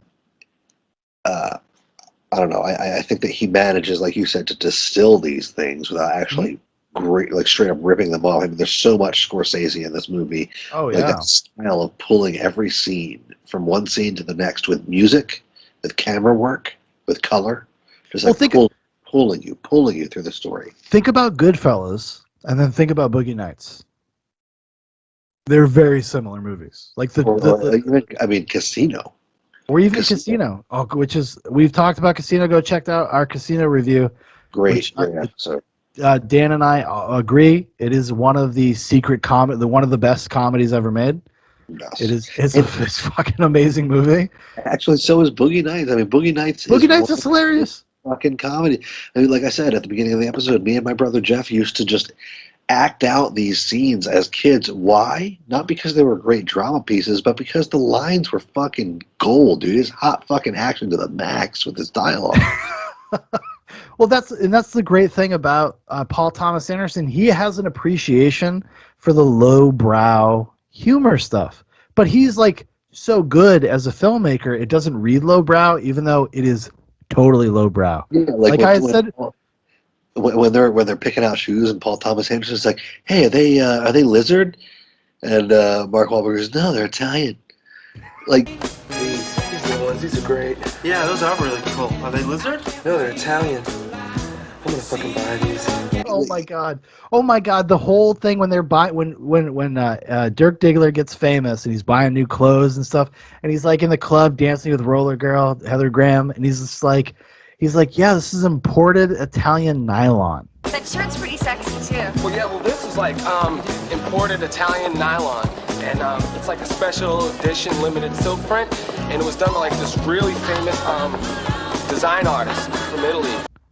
Like, I fucking died. I died. And it made me think, you know, because we grew up poor and we knew people like that. That is the equivalent of a fucking dude from the ghetto buying a fucking pair of Jordans. But also, here's a take that I hadn't thought about before. Eddie Adams is a boomer. So he is going to have an appreciation for cheap shit like Italian leather, and like you said, like he's going to think shit like nylon is fancy because it's like a new fabric. The new fabric. It's all these social identifiers. Like it's He lives life as a boomer. just like when you meet Tom Jane, he's talking about how fucking cool Dirk Diggler's car is. Fucking full fucking race cams. Yeah, I was just gonna put the fucking 10 layers of competition orange, hand buffed, full fucking race cams. Oh, oh my god. Oh, I know I said it before, but that push in with the camera and Tom Jane's just like he's got that fucking ball of beer and he's like, whoa. Like that's the crazy thing. It's like you and I know you agree with this. Like you've met all of these people. Like we've all met these guys. We've met these people. And it reads so true because like there is like the comedic satirical part of Boogie Nights, but like all good comedy, like all good satire, it speaks to something that you understand, like that you intuitively like understand, like these are like, to me it's crazy that this is California because I'm like these are Massachusetts dudes, like, these are New Hampshire dudes. Every fucking party that is portrayed in Boogie Nights, I have been at that party, except less cool. Yeah, you've been at the lame version of it, yeah. Except it was like, it wasn't at a pool at a porn star's mansion in L.A. It was in like a barn in Marlborough, New Hampshire. But I was at that same party. Yeah. Probably listening to the same music too. Exactly. Yeah. Especially if I showed up and had my fucking CDs with me, because I definitely had the Boogie Nights soundtracks that I stole from my older brother. But yeah, I mean, one of my notes here, the dreams of boys turn into the nightmares of men. That's, I think, one of the themes of this movie. I don't know if PTA really knew what he was doing, but that's the thesis here. To me, the end of the movie, even though it ends with that beautiful Beach Boys song, which, if everybody doesn't know and you don't know, is my wedding song. Is a funny story with that song. I'll probably share off the air, but okay. It's a God Only Knows, and it's supposed to be this big uplifting thing. Everybody's getting what they want. Did I hear someone say deal? This weekend, and this weekend only, Buck Super Cool Stereo Stores making super cool deals on all name brands. We're open, we're ready. All you need to do is walk over, get down, and come inside us. Word. Cut. Excellent. Buck, honey, that was great. But like, if you really listen to that song, it's a very bittersweet song. That's why I don't believe Paul Thomas Anderson, even when he recounts like what his intentions were. I'm like, I don't believe you. You don't put God Only Knows by the Beach Boys at the end of your fucking movie if it's not supposed to be secretly melancholy. Yeah. Like, that is ridiculous. That is so on the nose. Holy shit. And I know, oh my God, I got like really like animated. I wasn't going to say it, but I mean, that song was given to me, and not only that song, but like a shitty YouTube compilation of a bunch of celebrities singing that song was given to me as like a consolation prize at the end of a relationship that I thought was going to be like a great love of mine. Oh yeah. And she sent that to me as like a way to say like, I still love you, but I actually want to marry a rich, handsome dude.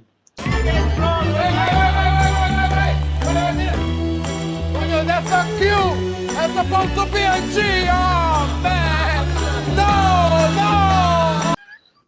no. So whenever I hear that song, I think of that, and I'm like, Jesus Christ, is this not the most hollow fucking sentiment? Like, you're right, it's like so bittersweet. It's like, it is. It's a bittersweet song. We literally picked it as our wedding song because we like understood the bittersweetness of it, and we thought of it with the way we interpreted it, like for a wedding song. It was like, oh, it's like the next stage of your life. It's an acknowledgement of how much you mean to me because of how bad it'll be if we're not in each other's lives.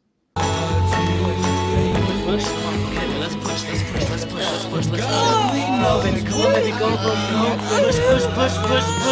Yes. Oh, yes. Almost there. No, don't push. Come on, let's big push for the dogs. Let's big push. This is a big push. Push.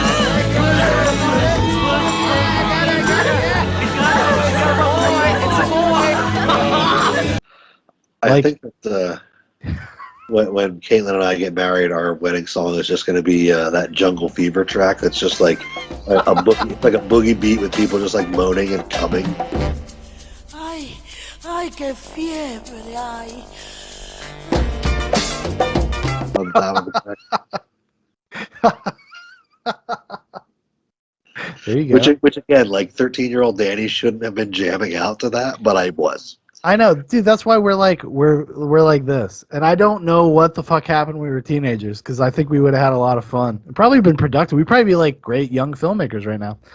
But like, it was proximity. You lived in fucking Richmond with the nuns, and yes, that's true. Yeah, I didn't go to school with all of them. We were interlopers. Big Paul and I were interlopers. We were like, I don't even know. Can you explain to me how? Like, what was the who was the chain? The chain of connection was that Paul and I joined Civil Air Patrol. We met Mike Thompson. Mike Thompson talked Artie into joining Civil Air Patrol, which lasted like 6 months. Yeah. And then we started hanging out with Artie. And then it was Parte de Arte. Yeah. And then and that's where we met everybody. Through Artie, because Artie's house was the place to go. Right. So everybody went to Artie's house. I remember talking to you outside of Artie's house while you were sitting on the hood of your car about Attack of the Clones, and you were just like, and a young Dan Profitt was like, I don't care what you think, Attack of the Clones was amazing. It's my favorite Star Wars movie. Adult Dan Profitt still fucking thinks that. Like when Yoda pulled his lightsaber out, was one of the funnest fucking moments I ever had in a movie theater. Yeah. And I don't give a shit if it doesn't make sense. I don't give a shit if it's stupid as fuck. It's fucking Star Wars, dude. When Star Wars was Star Wars, and not that was some the great sort thing of. about the prequels is that they came out when I was still young enough to fucking appreciate it and be like, dude, this is just fun. Yeah, no, well, I understand like the criticism of the prequels, but like just like you, like we were young enough where they're actually part and parcel with the Star Wars experience for our youth. Like, so we kind of accept them, and you know what? And then when the sequel trilogy came out, it actually made me double down on the prequels and be like, there is a difference between real Star Wars and this. Yeah, like this bullshit. The prequels came out at a perfect time where I was young enough to appreciate the fact that it was stupid and fun, but old enough to realize like nobody's putting the brakes on George Lucas behind the scenes right now, and that's kind of okay. Yeah. Oh yeah, because that's the if people go and listen to the Red Letter Media reviews, that's basically their main thing. It's just like nobody had the gumption to tell George Lucas like maybe this doesn't work. After the rough cut screening of the movie for the first time, everyone in attendance looks just as baffled at the clusterfuck as we were. George admits to throwing too much out there. I may have gone too far in a few places. Yeah. The editor then attempts to explain pacing and why 4 scenes with totally different emotional tones don't work well together. In a space of about 90 seconds, you go from lamenting the death of, a hero to escape, to slightly comedic with Jar Jar, to Anakin returning with his... But he kind of realizes he's wasting his time, so he stops. Rick McCollum is frozen in utter shock at how horrible the movie was. Internally, he regrets not challenging Lucas on some of the things he was worried about. Lucas then realizes that he can't remove major segments of the movie in editing because they're intertwined. I mean, I've thought about this quite a bit, and the tricky part is you almost can't take any of those pieces out of there now. Because each one kind of takes you to the next place, and you can't jump. Hey, it's too late now. Later on, after everybody started drinking, Lucas attempts to explain his newly minted bowel movement as bold and extreme, stylistic. It's stylistically designed to be that way, and you can't undo that, but we can diminish the effects of it. No one looks like they know what's going on, and they all look like they're about to start pointing fingers. But that's just my interpretation of this footage. I wasn't there. And like it's a weird thing. It's like I can see all the criticism. I can even agree with it, but I don't really care. Like I'm good with the prequels, like I always have been. They're a part of the rotation when I go through Star Wars, like every couple of years. I watch the prequels, just like I watch the originals. It's funny that you mentioned Attack of the Clones specifically in relation to Artie's house, because one of the very clear visceral memories that I have of that era was driving around in the Lynx, that little red car, with Across the Stars, which is the John Williams theme of Attack of the Clones, burnt onto a CD, like thinking of some creative project that I was doing that's inspired by this track from the new fucking Star Wars movie, bro. Oh my God, Big Paul pulled it out. Because I remember we all used to talk about our future endeavors, and Dan had two. You had the vampire movie. Oh, yeah, it was actually Colin's movie that I was just in. Right. Well, I remember us going to the quarry and Dan going like this. Now that you mention it, I do too.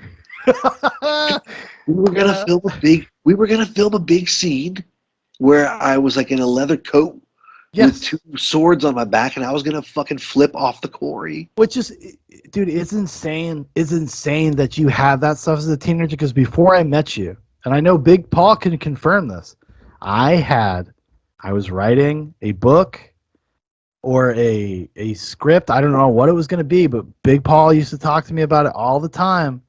Was about vampires that also, like, mine was a little different because I was like informed by Anne Rice. I was like, I had just seen Interview with a Vampire, and I was like, oh, I want to do a vampire story that's like through the ages, through history. No, and I was a Catholic kid, so I'm like, oh, like he was alive when Jesus was alive, like just like stupid hack shit like that. But the thing was, for some reason, everybody knew karate, and everybody fucking like, everybody had swords, and I was just like, and I'm thinking back on it, I'm like, okay. Yeah, we wanted to make. I wanted to make a Blade movie where I was Blade, where like chubby 14-year-old Dan Profitt was Blade. Yeah, I know. And that's the difference between us and Paul Thomas Anderson. Okay. Yes. Well, you know, Dan though, you saw the Dirk Diggler story. Horrible. It's horrible, but that would have been like, say, if we were 18 and we lived in the environment where we knew people that would be game for that.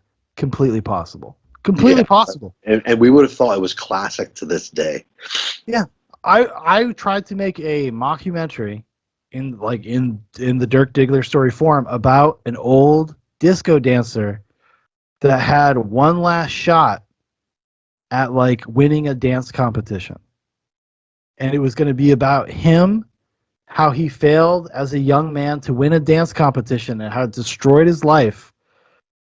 And that like the person that beat him at the dance competition was the person that was like the winner of the year, and he was going to come back and he was going to dance that person's kid to beat them. It was called Dance Commander. It was based on an Electric Six song. Yes. And DJ. Do you remember DJ? Yeah. Kate's friend? Yeah. She was supposed to be my nemesis. So I had like all the old hair makeup, and I wish I still had the stuff because it was like on like mini DV. I filmed like a lot of stuff and never did anything with it. And she ghosted me. She ghosted my ass when it came to film her stuff. And then it just like never, like just like life happened. It just never like coalesced. It just never came back. Well, listen, I love Daniela, but she's always been too hot of a bitch for anything. Yeah, I know. And I can totally see how that happened. But yeah, I mean, dude, we had fucking footage of laced cigarettes filmed. That's what it was. Like somewhere on tape out there is like footage of Josh's dad like playing a character in laced cigarettes. Yeah. I remember being at Artie's house. I'm sorry, everybody loves this. I remember being at Artie's house and like you talking to me and Paul about laced cigarettes and about the opening scene of all the drugs that you were gonna do and how the clock would move. Yeah. It would be all in black and white. Yeah. Yeah, I remember that. Yeah. No, I mean, I think that this is part of the Boogie Nights conversation because this is us. I mean, this is us and our inspirations and our ideas as young filmmakers. And Paul Yes. Thomas Anderson actually took those seeds. It would be as if, I took the unfinished version of Laced Cigarettes and then actually made it into a real movie 15 years later with like Burt Reynolds starring. I know, isn't that? Yeah, that's what's crazy. It's like, okay, he got to make his dick off. Fucking, I'm 18. I'm making a movie, but he had enough connections to get a few people that like were actors. Like even the woman that plays the porn, like the female porn star that talks about Dirk Diggler, is somebody I recognize. I don't know her name, but I have seen her in other things. But yeah, like it's not like we were robbed of anything, but like it is like so much of life is about decisions that you don't make. Like especially when you're young, like that or those early goings, and it's about like if you can see that through once you have the ability to make those decisions. And it's which is a much more treacherous road. And just not to have those like I can imagine like you or myself as teenagers, if we had access to like actual like people that were like really into it, actors, stuff like, I guarantee you we would have done something. We would have done something. I don't know if it would have been good, if it ever would have like if we would have continued forward with that. But like every independent person, any independent young filmmaker knows the hardest thing to do is to get anybody to fucking actually do it with you. Right. Like that is so goddamn hard. All your friends, everybody's like, yeah, of course, I'd love to be in a movie, whatever. And it never happens. They don't actually feel that way. I remember at the end of like my third grade year, I wanted to make a movie. Okay, let's go way back. Let's hit the fucking way back machine. On the regular Nintendo, actually it might have been on Super Nintendo, there was a video game called Out of This World.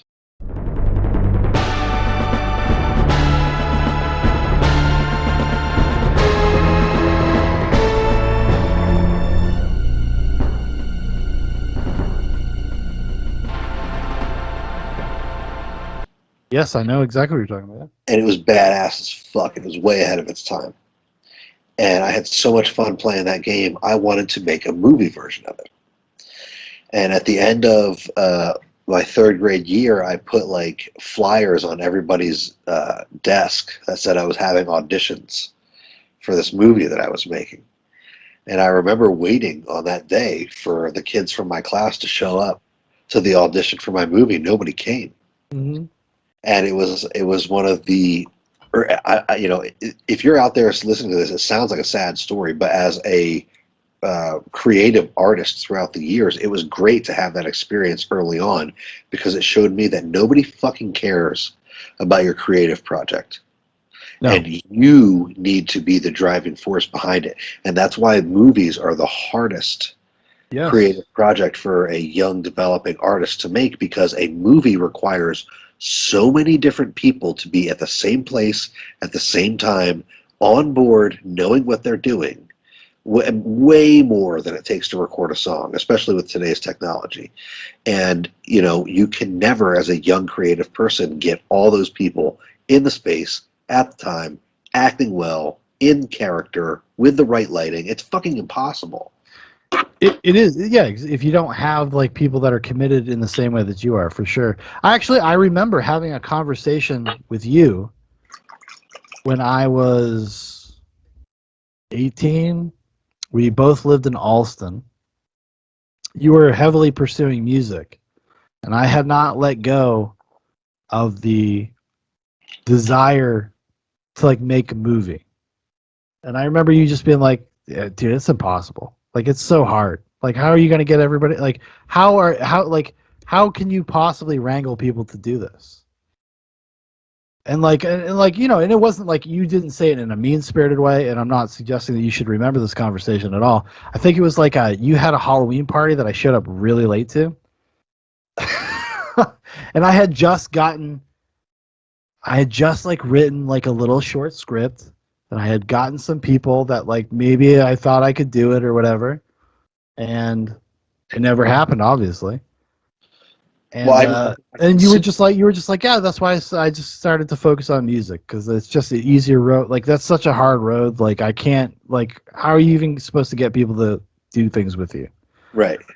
And it's crazy that you bring that up because I don't remember that conversation, but I can see it happening because when we lived in Alston on the same block randomly, Yes, it was random, completely random. when I was first booking shows with the IZA and I was learning these hard truths about the entertainment industry. But when you're a young person and a creative person, you have that dream, that Dirk Diggler dream of the neon sign with your name that's sparking and flashing. It's so powerful that people just can't even fucking imagine it. And then when you put yourself out there, you're met with the reality that nobody gives a fuck about what you're doing and you're actually not that good. And one of the things that I remember, one of the formative fucking experiences of my life was when I lost a show. Do you remember a place in Boston called the All Asia Cafe? Mm-hmm. A lot of shitty local bands played there. The IZA played there a few times because it was like one of those entry-level venues that you'd play as a young musician in Boston. And I booked a show there and like kind of showed up. I forget the exact parameters of the situation, but the guy's name was Mark Schulman, who ran the place. And I kind of waltzed in there one day. I was like, "Oh, my show this weekend." And he was like, "Dude, you don't have a show this weekend." I was like, "What are you talking about?" Like, we talked about it via email. I booked it. He was like, "No, you've got to do X, Y, and Z. You got to put flyers up. You got to come in here with like promotion for your show." Yeah, and we're then, not going to do it for you. Yeah. Yeah, and he called it. What the fuck did he call it? The flake tax, or the flake something. He said, so many kids email me for a show, and then we put up a date, and then like the band doesn't show up, or nobody shows up, or anything. He's like, you got to he called it flake insurance or something like that. He says, you got to come in here with a flyer. You got to tell me your show's actually real. You got to let me know that you're going to show up with a fucking band. Yeah. Okay. Yeah. And like the fact that he just cut me without even thinking about it, and like I walked in there, and he told me like, dude, you didn't even show up in here with a flyer for your fucking band. Who do you think's going to show up for your show? Yeah. And I had never even thought about that. It was the first show that I had ever booked in Boston. I was like, what do you mean? People want stuff to do on a Friday night, right? They're going to show up, right? Yeah. And like your reaction to that is perfect because it's like, no, kid, nobody's going to show up to the All Asia Cafe that's a 3/4 mile walk from the nearest T station in Cambridge, Massachusetts to see your shitty fucking band. Nobody's going to show up to that. Yeah. Yeah. And meeting with that reality is something that all young creatives have to meet with. And in the context of this movie, they never actually meet up with that reality because they're within this little insular group that gives each other awards and shit.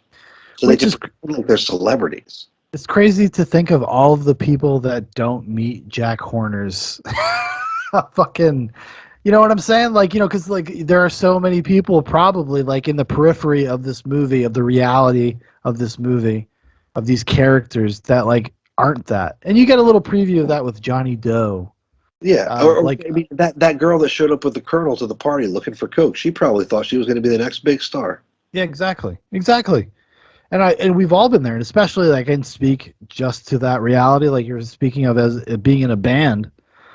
Yeah, it's a very oh boy, it's Dude, speaking of the All Asia Cafe, one time me and Chris Plotzik walked into the All Asia Cafe, and by that point it was a few years later, and we had been kind of an established band in Boston. We were established as a bunch of fucking clowns that were never going to go anywhere, but we were an established band in Boston, and we walked to the All Asia Cafe, and the kid that was running bar there that night pulled out 3 shot glasses, and he put them out, and he poured, and he goes, IZA, and poured them out. and then it made you feel so good.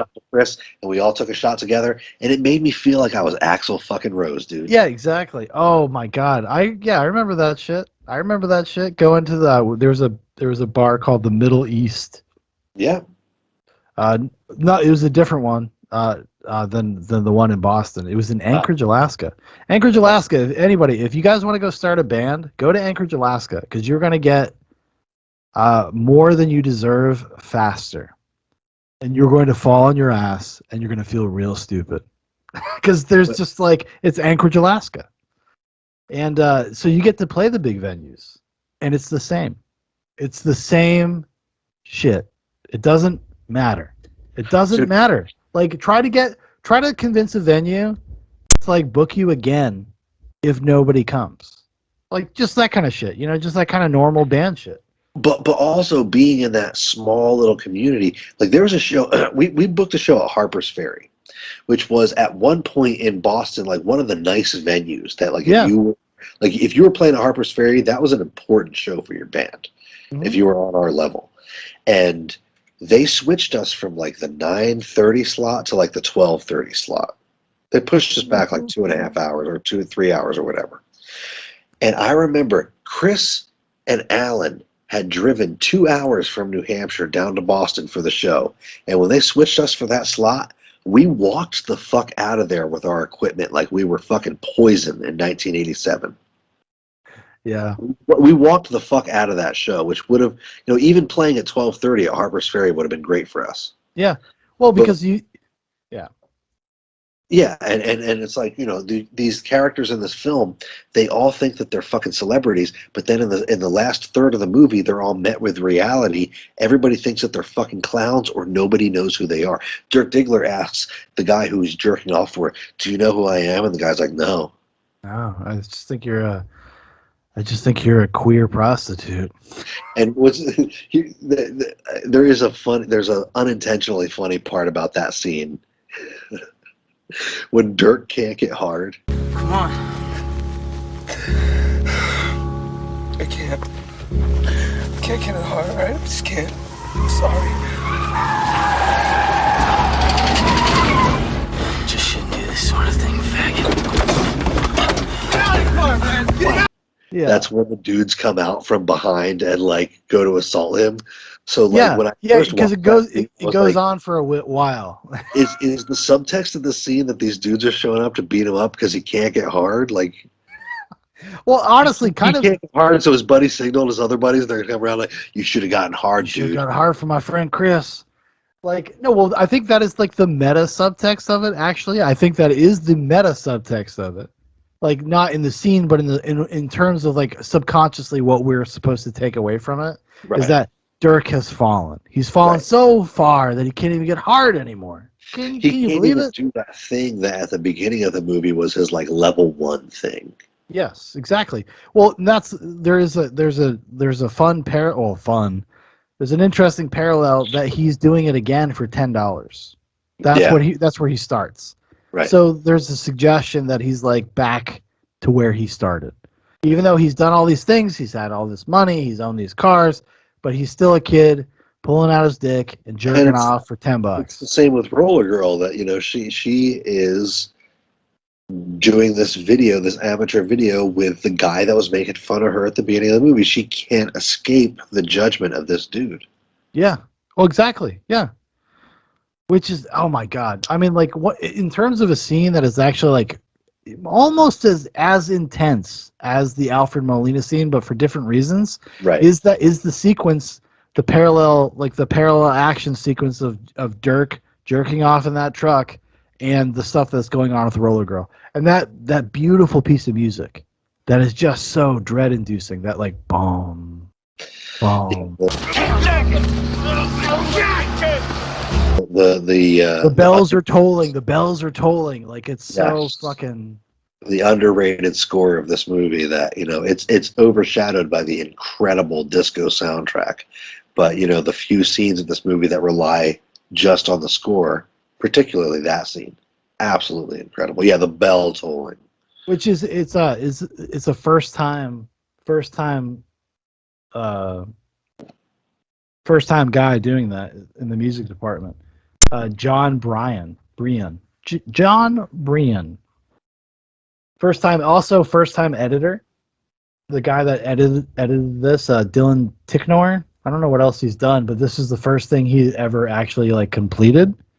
Oh, but he's got some. He's worked with Paul Thomas Anderson again. There Will Be Blood. He edited that. He edited Zero Dark 30 and Brokeback Mountain. So he's done some stuff. He's got a couple movies coming out. He's got a Marvel movie coming out because that's what happens to all talented people. They want to go make a buck.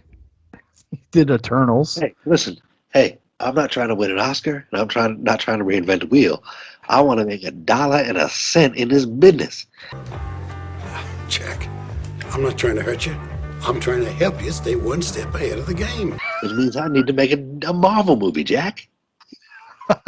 I'm talking hot fucking superhero shit to the max, Jack. Floyd Gondoli has tried to convince Jack to make a Marvel movie. One of the to pull randomly now because I'm going to start pulling from my notes, but Floyd Gondoli equals the inescapable change of time, the thing that we talked about in the 25th hour. Yeah, well, you're right, because that's, you know, that, and there's something we haven't talked about at all is the historical context of this story. Like, it is actually about a period of time that was a transitionary period for the porno industry, where they had a sense of authority, they had a sense of like integrity, of value, because they were quote unquote filmmakers. That's what Jack is always talking about in the movie. You come into my house, my party, to tell me about the future. If the future is tape, videotape, and not film, it is amateurs and not professionals, I'm a filmmaker. That's why I will never make a movie on videotape. And I'll tell you something else. I will never, ever loan out any of the actors that I have in contract to you. Because their movies are played in theaters. And it's probably like, you know, the same sentiment. I guess you could probably kind of extrapolate that to the idea of like the difference between a television actor and a TV actor, right? That's how they feel about it. Well, they used to feel about it. Not so much these days. But yeah, I mean, and since we're pretty deep into the episode, I just want to read a quote from history that was from an actual, because one of the things that this movie doesn't go over is, you know, a specific group of people who were very deep into the pornography business in the 70s. And one of the quotes that I wanted to read from a guy named Al Goldstein was, "The only reason that Jews are in pornography is that we think Christ sucks. Catholicism sucks. We don't believe in authoritarianism. Pornography thus becomes a way of defiling Christian culture, and as it penetrates the very heart of an American mainstream, its subversive character becomes more charged." Now, I'm not saying that there's any political or social thing behind porn. I'm not saying that pornography has been used as a weapon before in wars, specifically by a certain country. But what I'm saying is that pornography is a thing that's used as a cudgel against culture, and that's one of the things that's not really exposed in this movie. It's one of the things that's not really gone over, is how pornography is used as a weapon against the American male and our masculinity. well, yeah, I think it does. Like, if you were to have a more mature reading of it, like maybe de facto, it does that. Like, if you have our perspective on some of the characters, the predatory nature of Jack Horner, that's why, like, I don't know, like, how much of it is intentional or how much of it is like that we will, like, we kind of read into it. But of course, pornography is a wildly destructive force in the world, and I am not speaking as some sort of like prude or some sort of person that is never indulged or doesn't indulge in pornography. To be on the real, like, it's just like, but I know what it does. Like, I have enough self-awareness to understand how it operates, how it affects your life, and how it actually rewires people. We have an entire generation of people that have been completely sexually rewired by pornography. Look, full disclosure, since we're like more than 2 hours probably into the podcast right now, I'm one of those fucking people. I had to fight a pornography addiction. I had to, and I still do. I mean, pornography potentially could have permanently altered the person that I am. Yeah. No, and I am not. I completely understand. It's no longer a titty flick that you pay, you know, $1.25 to see, Floyd Gondoli. Yeah. I'm not trying to make $1.01 in this business. I like simple pleasures like butter in my ass, lollipops in my mouth. That's just me. That's just something that I enjoy. Call me crazy, call me a pervert, but it's 10,000 videos on your cell phone that you know, there are videos that are literally made to hypnotize you and fuck you up in the brain, okay, out there. And it is a completely different situation. And you know, yes, my views on pornography have changed as an adult. Yeah, because you go from like a libertarian perspective as a younger person. You're just like, oh, whatever, you know, like it's sex, it's whatever. Like, it doesn't matter. Like, it doesn't matter, whatever. But then you start seeing, like, you can watch patterns, you can watch trends of how that stuff is just like, it's just like anything that works on an algorithm, and how corrosive that is.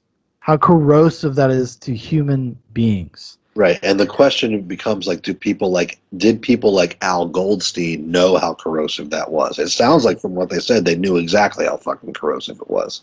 I mean, probably from their perspective, like, right, it would have been like the corrosiveness would have been way more mild than it actually has become. Because like now everything's about like incest porn. Even though it's not really incest, but that's the titling. That's the perspective. You have like magazines like Teen Vogue encouraging girls to have fucking anal sex all the time. Like whatever. Like, I'm not, do what you want to do out there, everybody. I don't know. I don't know. I mean, I've had plenty of anal sex. I'm not saying I haven't, but like, I think preaching to preaching to teenage girls that you should let boys fuck you in the ass because it's empowering or some sort of weird thing is actually not. It's actually not that. It's actually pretty.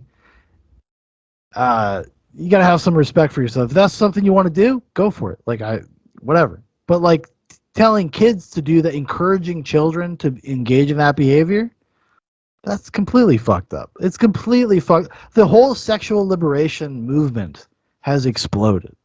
And it's fucking has shown itself to be the deceptive charlatan thing that it maybe always was.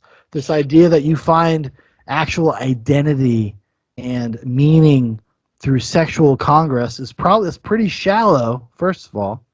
And second of all, like, they're not teaching you to enrich your life or find somebody that you can have like meaningful relationships with. It's saying just like, oh, use your body, dude. It's just for pleasure. It's just for pleasure. What are you talking about, Shaun? This stuff has saved thousands of people. I've gotten thousands upon thousands of letters, from people telling me, God, you've taught me this, and you've made our love life so much better. And this isn't, go out and have sex with 10 million people and, how to get a girl off. It's about how to get your wife off. If only, people could have been doing this before, we could have saved 1 million relationships. I've saved thousands. Well, yeah, well, exactly. I've had so many marriages, guys, now they know how to fuck their wives hard. They know how to fuck their wives slow. They, you know what I'm saying? Like, they know, like, I have done a lot. I've done things. It's just like when Napoleon was the king of Greece. Yes. And that's, and that's another undercurrent, another like little subtext of the movie is how fucking stupid everybody is. Yes. Even Eddie's mom, even Dirk Diggler's mom, they can't even articulate something deep. Right. All they can do is lash out and be like, "You're stupid. Yeah. You're so stupid." She doesn't even have the vocabulary to articulate to her son what makes her angry about her son. Exactly. And you see that kind of like it's a weird inversion of the concept of impotent rage, because that's his mother. And it's interesting. Like, I think the woman's name is Diane Gleason, the woman that played that character. And she just kind of intuitively like thought that this was about Paul Thomas Anderson's mom. And while they were on set, she went up to him and said, you don't ever have to forgive her. You can just move on. Like, she just like out of the blue said that. Because it's so visceral. Like, that scene is so visceral. Don't do that! You're not gonna be doing that because you're too stupid! I'm not stupid! Yes, you are! Please, don't fucking do that! Please, don't be mean to me! I'm not being mean to you, you're just too stupid to see it! You don't know what I can do. You don't know what I can do, what I'm gonna do, what I'm gonna be. You don't know I'm good. I have good things that you don't know about. No. And I'm gonna be something I am. Don't you fucking tell me I'm not! Anything! Don't be mean! And you don't talk to me! No! Yeah. And I think so heartbreaking, dude. And I've never felt that. I've never been like dressed down like that by either of my parents. But like, I can imagine it. Like, I understand. Like, I can imagine why that would ring true. You know what I mean? Like, you could feel the truth in that. Yeah. In that situation, and they do so much to show you that like Eddie is a boy. Like, one of the great moments in the movie, and the movie is littered with these great character building things that they don't draw your attention to specifically, is that 360 view around his room.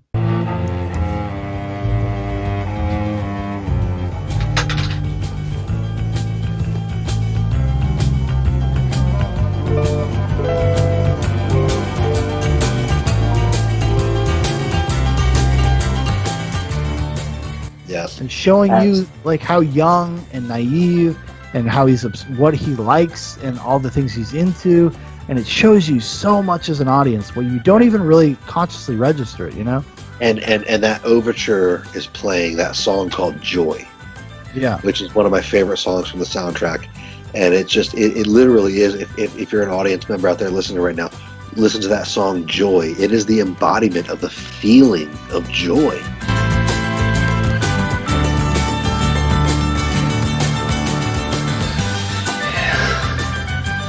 That's right.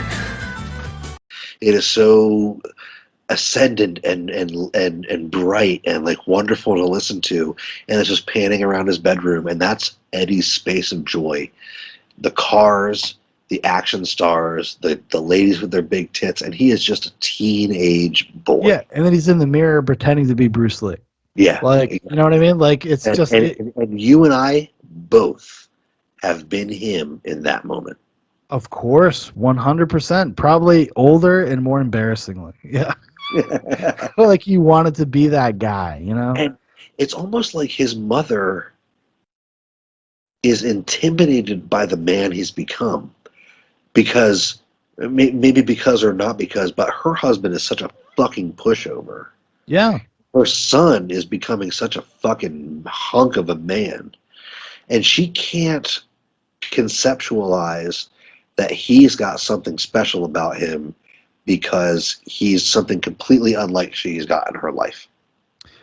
But it's also just like this, even she just needs to have control, like this domineering over men.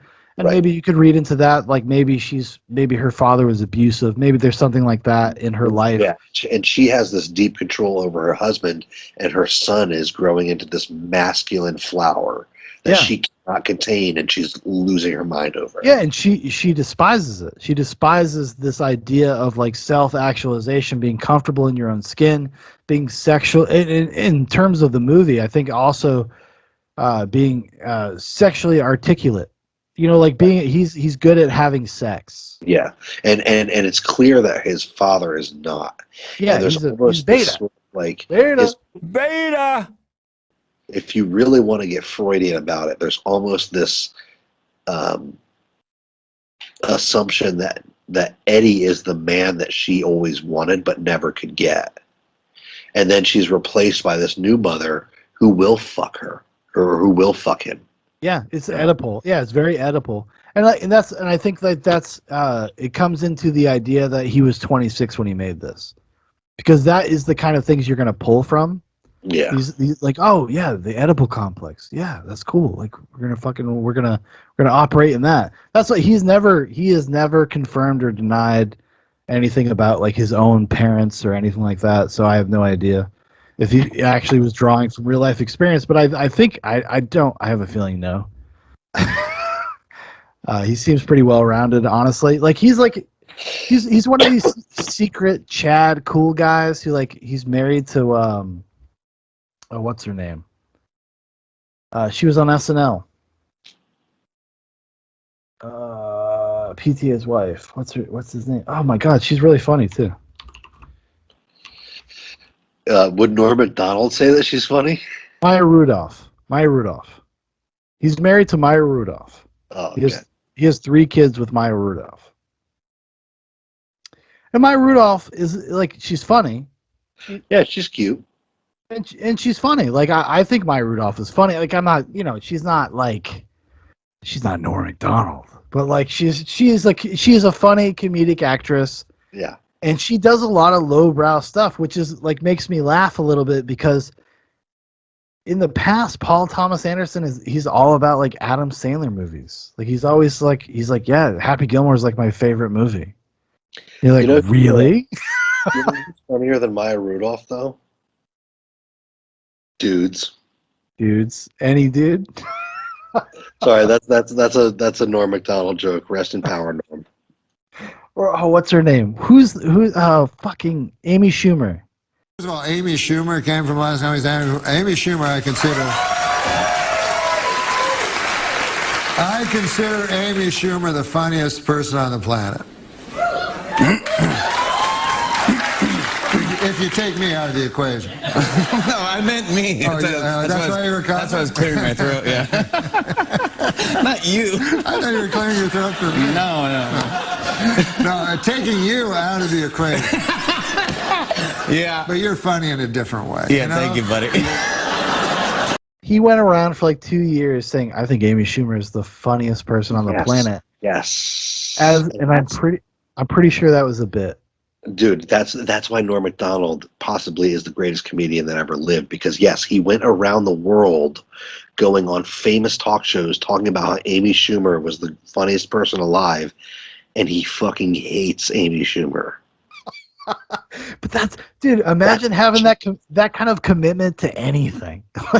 Like, I adore that. I adore, like, in the same way I adore Paul Thomas Anderson's commitment to like what he's doing. Like, it's just like, you don't care, dude. Like, you're gonna go do it. Like, Paul Thomas Anderson is gonna walk into the executives at New Line and say, like, no, I'm making an NC-17 3-hour movie. Fucking take it or leave it. And Norm Macdonald is gonna like just be Norm Macdonald. I'm gonna do anything to make you laugh. I don't care. I'm gonna say that I would be hypnotized by Hitler. Like, he doesn't give a shit. You know? Bunch of comedy fucking gobbledygook. Yeah. Dude, Sarah Silverman's face when he drops that is just too good.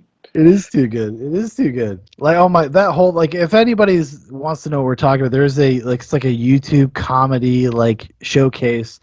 Look up Norm Macdonald YouTube and you'll find this display, and it's like 45 minutes of material, and it's all him just like low-key lambasting what he's doing. It'll be fun. Hey, Norm, thanks for dressing up. Hey, yeah. Sarah, listen, man. Congratulations. That's the 100th time that joke's been done tonight. But I also want to tell you, I have a bet with Daniel Kellison, a rather large figure. Daniel Kellison, who put this whole thing together, way over his head. He says you can explain what the fuck Jash is. Jash is pay up, fucker. Jash is a comedy collective, a United Artists, if you will. Uniting myself, Reggie Watts, Michael Cera, and Tim and Eric. And what do? We do whatever we dream up. We shoot it, and it goes on there. We can fail, we can do well. It's total freedom. No offense, but it sounds like some fucking commie gobbledygook. You got me, Norm. I mean, I've never heard the word collective. I know, but Leon Daniel Trotsky. puts... Chasm. I'm sorry, Norm. I've got an acid tongue. You do. You're an acid-tongued Arab. He understands. He knows what he's doing, and he's making fun of everybody he's talking to, and he doesn't care. And it's amazing. It's amazing. Yeah, just if you're out there, I mean, if you're watching this in 10 years, Norm Macdonald just passed away last month. And Norm Macdonald is, like we were talking about before we started recording, hidden gem that's only gotten better like wine with his last few years. He's been doing this fucking podcast. That's just like his best few bits have been in the last few years. And that's why we're on about it. But it's probably because I'm getting to the end of my notes about Boogie Nights. You know, I could talk about Boogie Nights for 4.5 hours. You know what I mean? Like, yeah. There's so much stuff that goes on in every single scene, and like we said, it's the costuming, the music, the acting, the set design, the camera work, everything is just like, how did he nail so much stuff? And as I'm going back looking through this, there are so many things that are perfect and awesome. Why hasn't this been in my top 5 for the rest of my existence? It's probably because I wasn't mature enough to actually grasp everything that was going on in that stew. Yeah, and it's also, I think, like, we saw it so young, you kind of take it for granted. You're just like, oh, Boogie Nights is there. It's there. Right. You know, and it's just part of your diet. Like, you're like, yeah, it's like, you know, broccoli. It's like, yeah, it's part of my diet. Like, I eat broccoli. Right, and as I watch Boogie Nights. As I listened back through the soundtrack, it was the same thing. It was like all those songs have been part of my musical diet for my entire life. and I've taken for granted that they're there, and songs like Mama Told Me Not to Come and Spill Wine and Roller Girls theme song by Melanie. All these songs, they've been in other pop culture things, but they're so deeply rooted in Boogie Nights for me. And, I think that's a great way to put it, is that I saw Boogie Nights, I ingested it, I absorbed it at such a young age that I've just taken it and its aesthetic and its soundtrack and everything for granted. And I haven't even given it enough credit for how much it's informed my style, my aesthetic, my being as a person. Mm-hmm. And yeah, watching it now with the critical eye, taking notes, appreciating it as a piece of art, definitely has weaseled its way into my top 5. I'm so glad that we did. I'm so glad that you suggested this, and I'm so also really happy that I feel like it actually stood the test of time. Yeah. Because as you had said earlier, like with like we go back and watch Total Recall, Tombstone, things like that. You're just like, okay, they're movies we like, and I would make no apologies about liking them, but I understand what is going on. Like I get it. Like, and when you watch something like Boogie Nights, and like just like Dan, like I've watched it like 4 or 5 times in the past couple weeks. It is so engrossing. It's so like I can't even when are you watching the same movie over a few week period where you're laughing and you're finding new things to laugh and new things to enjoy and new things to discover and appreciate and respect about something? Like it is that layered. And I think about it as like he's just fucking 26 years old. He made this movie. That was the most mind-blowing thing going back to me, was recognizing how early this was in his career and how young he was when he made it. That blew my fucking mind, and it made me feel completely impotent in all of my creative endeavors. And right? You know what? I have to say, PTA, P.T. Anderson, hey, dude, if you're out there watching this, and I know you fucking are, okay, you're a great filmmaker. I mean, I actually think you're underrated. You should be up there with fucking hacks like Steven Spielberg. You know why Steven Spielberg is famous? Because he's a great workman. Because he knows how to run a set. He knows how to run a set, and he knows how to frame a scene, and he knows how to tell a story. You know why Steven Spielberg's famous? Because he read A Hero with 1,000 Faces. Well, that, and he understands the power of sentimentality. Everything about what I'm actually not a huge Spielberg guy. And I've gone back in my older years, like recently, I've watched E.T. I don't like E.T. I don't think it's a good movie. But what I do understand, I understand why people like it, though. It is just poured on with sentimentality and nostalgia before it was even a thing. Like, so we live in a culture now where nostalgia is king. Everything is about something you recognize from when you grew up. Steven Spielberg got early in on that. Because he's like, even Indiana Jones, old serials. Fucking E.T., 1950s, like, kind of like alien abduction stuff. Or just talking to aliens. That was a big thing for people that would have been his age at the time. Like Schindler's List. Very nostalgic for the hog. Do not get me started. Because this will not be up on YouTube. I almost sent you a copy of Schindler's List. Just as a joke. To this day, I think that the episode of Zoobox Goes to the Movies with me, you, and Sarah doing Schindler's List is one of the best episodes of Zoobox Goes to the Movies that's never going to be filmed, okay? We could do it. It would have to be like, I'd have to only play it on D Live like twice a year. Yeah. And if anybody captured it, that's their business. Yeah, exactly. But like, but yeah, no, I understand what you're saying about, because I think Spielberg is like kind of overrated, but I do understand his appeal. Like I get it, like that he taps into something that is nostalgic for the boomer generation, and that's why everything he's made like post 2000 has not been really that good. In fact, yeah, I mean, Ready Player One, he made this movie Ready Player One. It's like a reprehensible piece of like ephemeral trash that is actually very like dystopian and weird.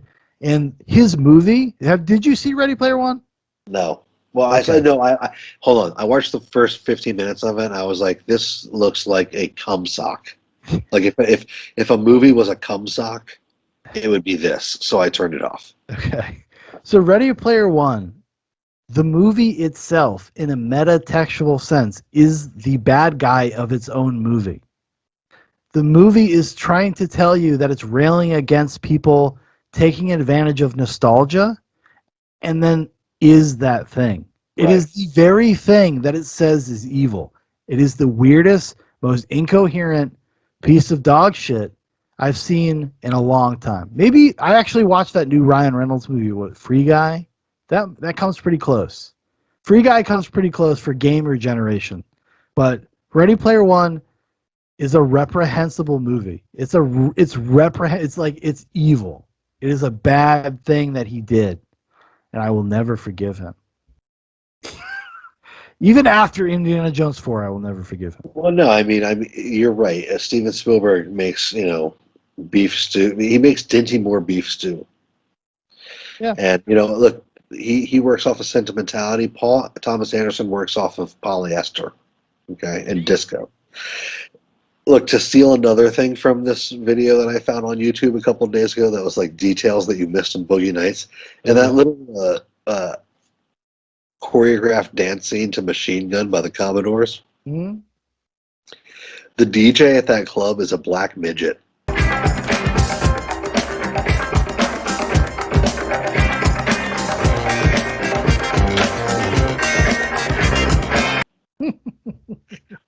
I've never noticed that fucking shit, dude. In 20 years of watching this movie, I never fucking noticed that. And why?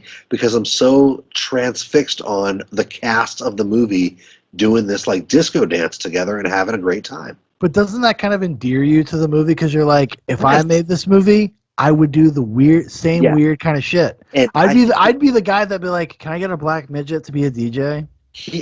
Never fucking address it, never talk about it, never whatever. And I think that he had the smarts to know that people are going to be so focused on the stars in the movie doing this dance routine on the dance floor, they're never going to notice the black midget who's the DJ. No, but that's what makes a real consummate artist, is when you're doing things to entertain yourself. Yes. That is what I want. When I watch a movie, when I listen to an album, whatever, I want your worldview. I want your perspective. I don't want you to fucking tell me something I already know or whatever. Like, I want your vision. I want your thing. I want to see the world through your eyes. I don't want, like, myself regurgitated to me. Like, I don't want that shit. And the attention to detail down to the character level, like, again, I keep stealing stuff from this because it was the last video I watched before we did this, and it revealed a bunch of shit that even watching this with my Zoobox eye, I didn't fucking catch. In the opening scene of the movie, when, not Philip Seymour Hoffman,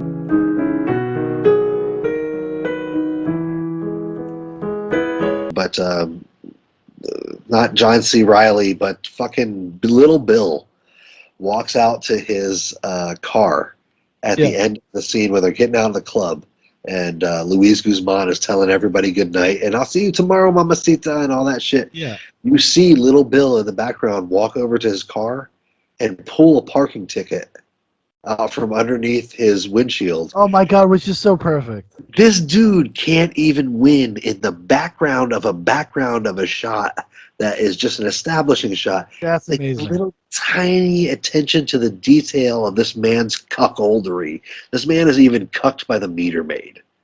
That's amazing. I did not know that. That's incredible.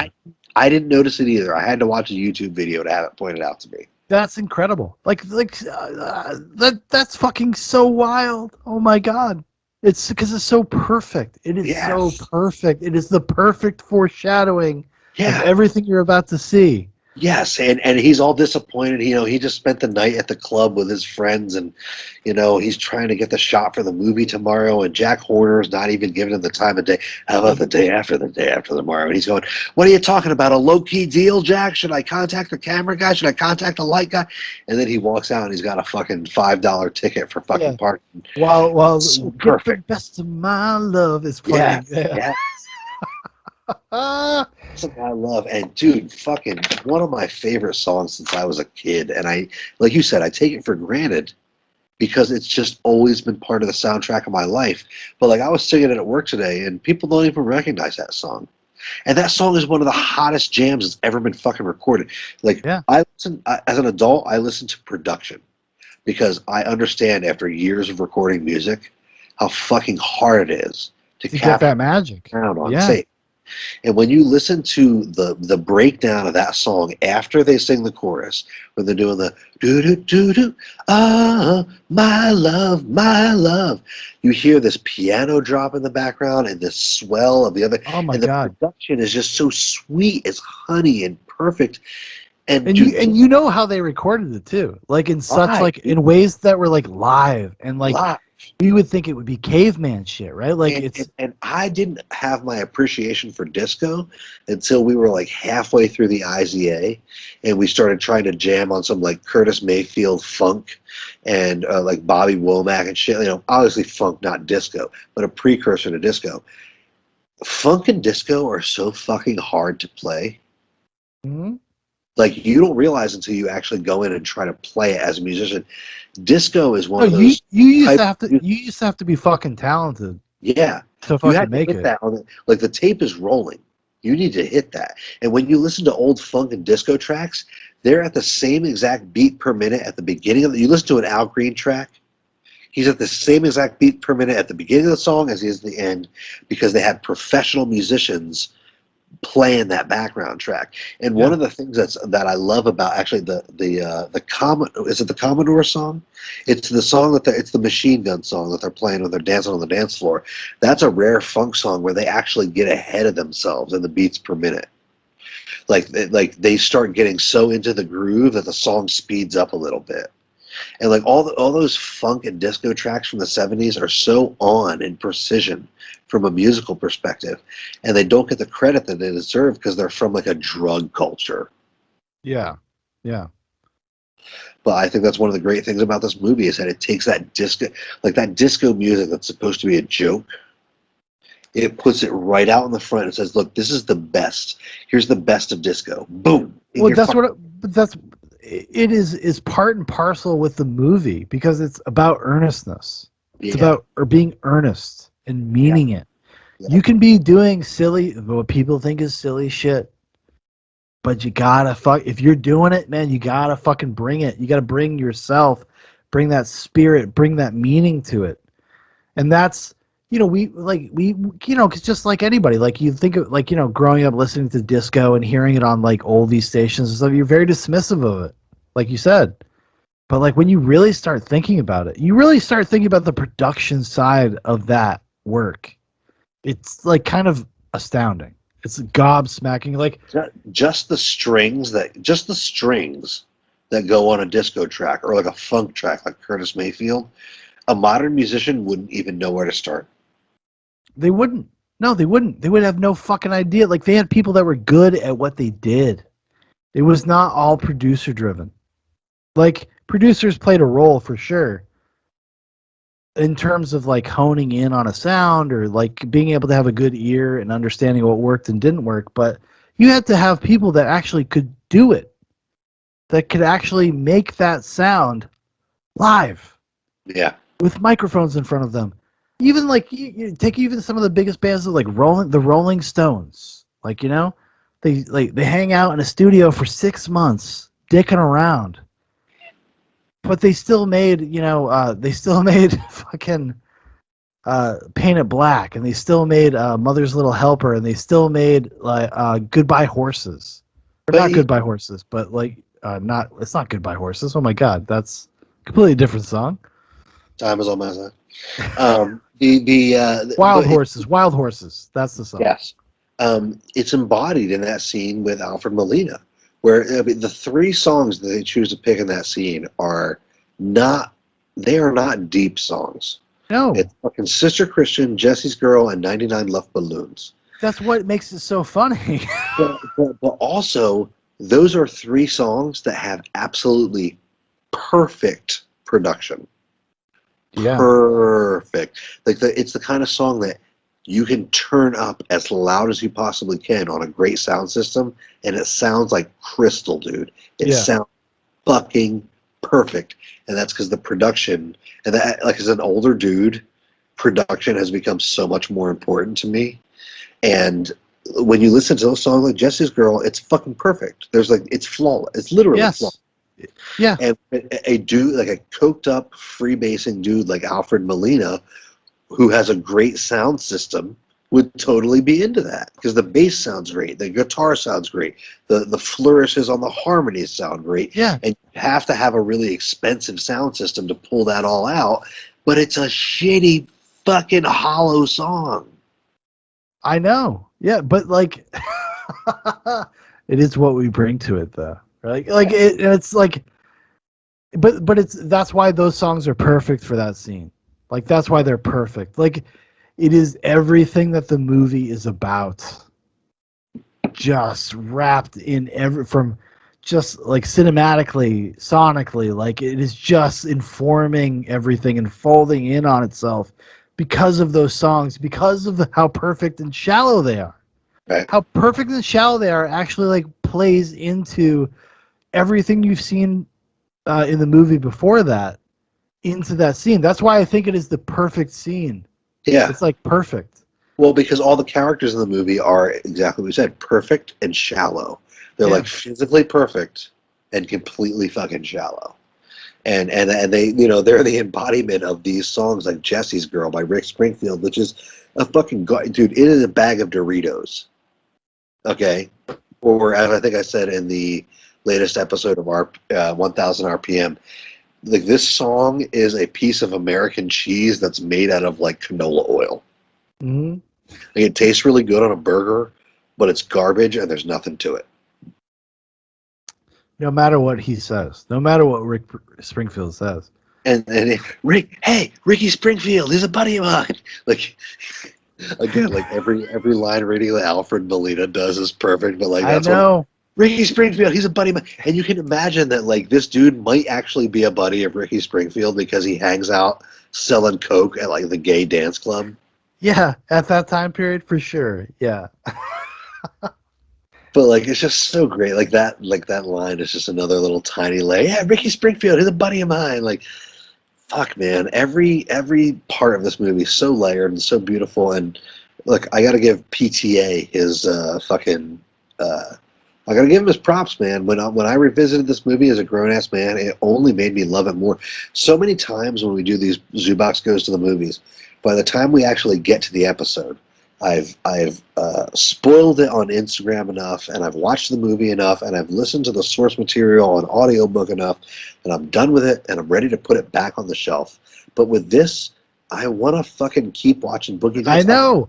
The 3-hour version of Boogie Nights. I want to hang out with these characters even more.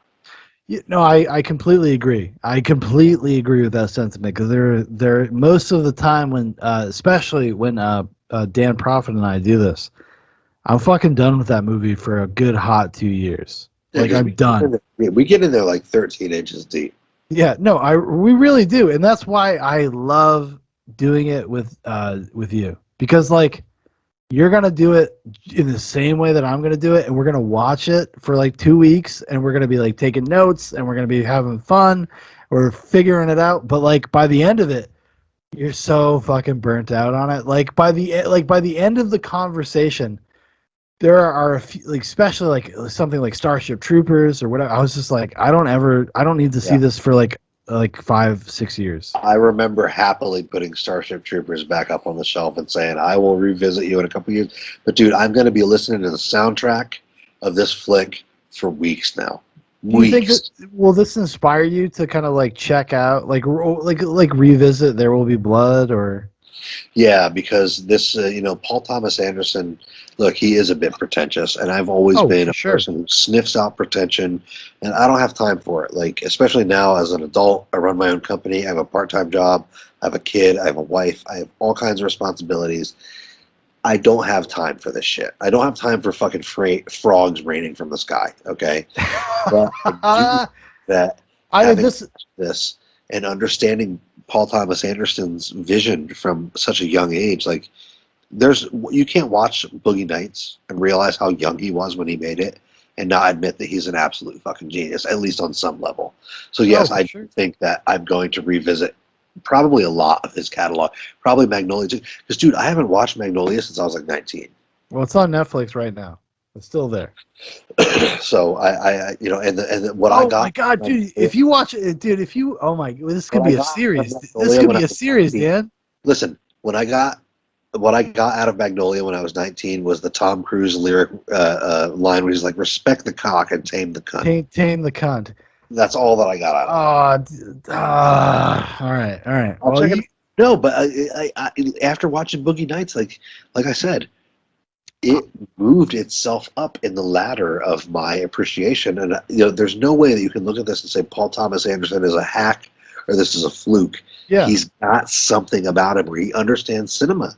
He just understands it. He does, and he's had different periods in his life. Like Boogie Nights and Magnolia are like a pair. Then there's, like I said before, Punch Drunk Love is like a stopgap where he starts becoming more minimalist. And then there's There Will Be Blood, which is like his most minimalist movie. If you ever watch the movie Phantom Thread, which is the other movie he did with Daniel Day-Lewis, watch it with Caitlin. Watch it with Caitlin. I would just say that. I think it is a movie that all married couples should have, or married couples or long-term committed couples should watch. I really do. I really do believe that. And I know that it sounds stupid and pretentious, but that movie speaks to things that you will only understand if you are with somebody that you are in a long-term relationship with, and it is very powerful to me. I found it a very powerful movie. Like Phantom Thread is a movie like my wife has been begging me. Like she's like, "Can we do Phantom Thread for Zoobox Goes to the Movies?"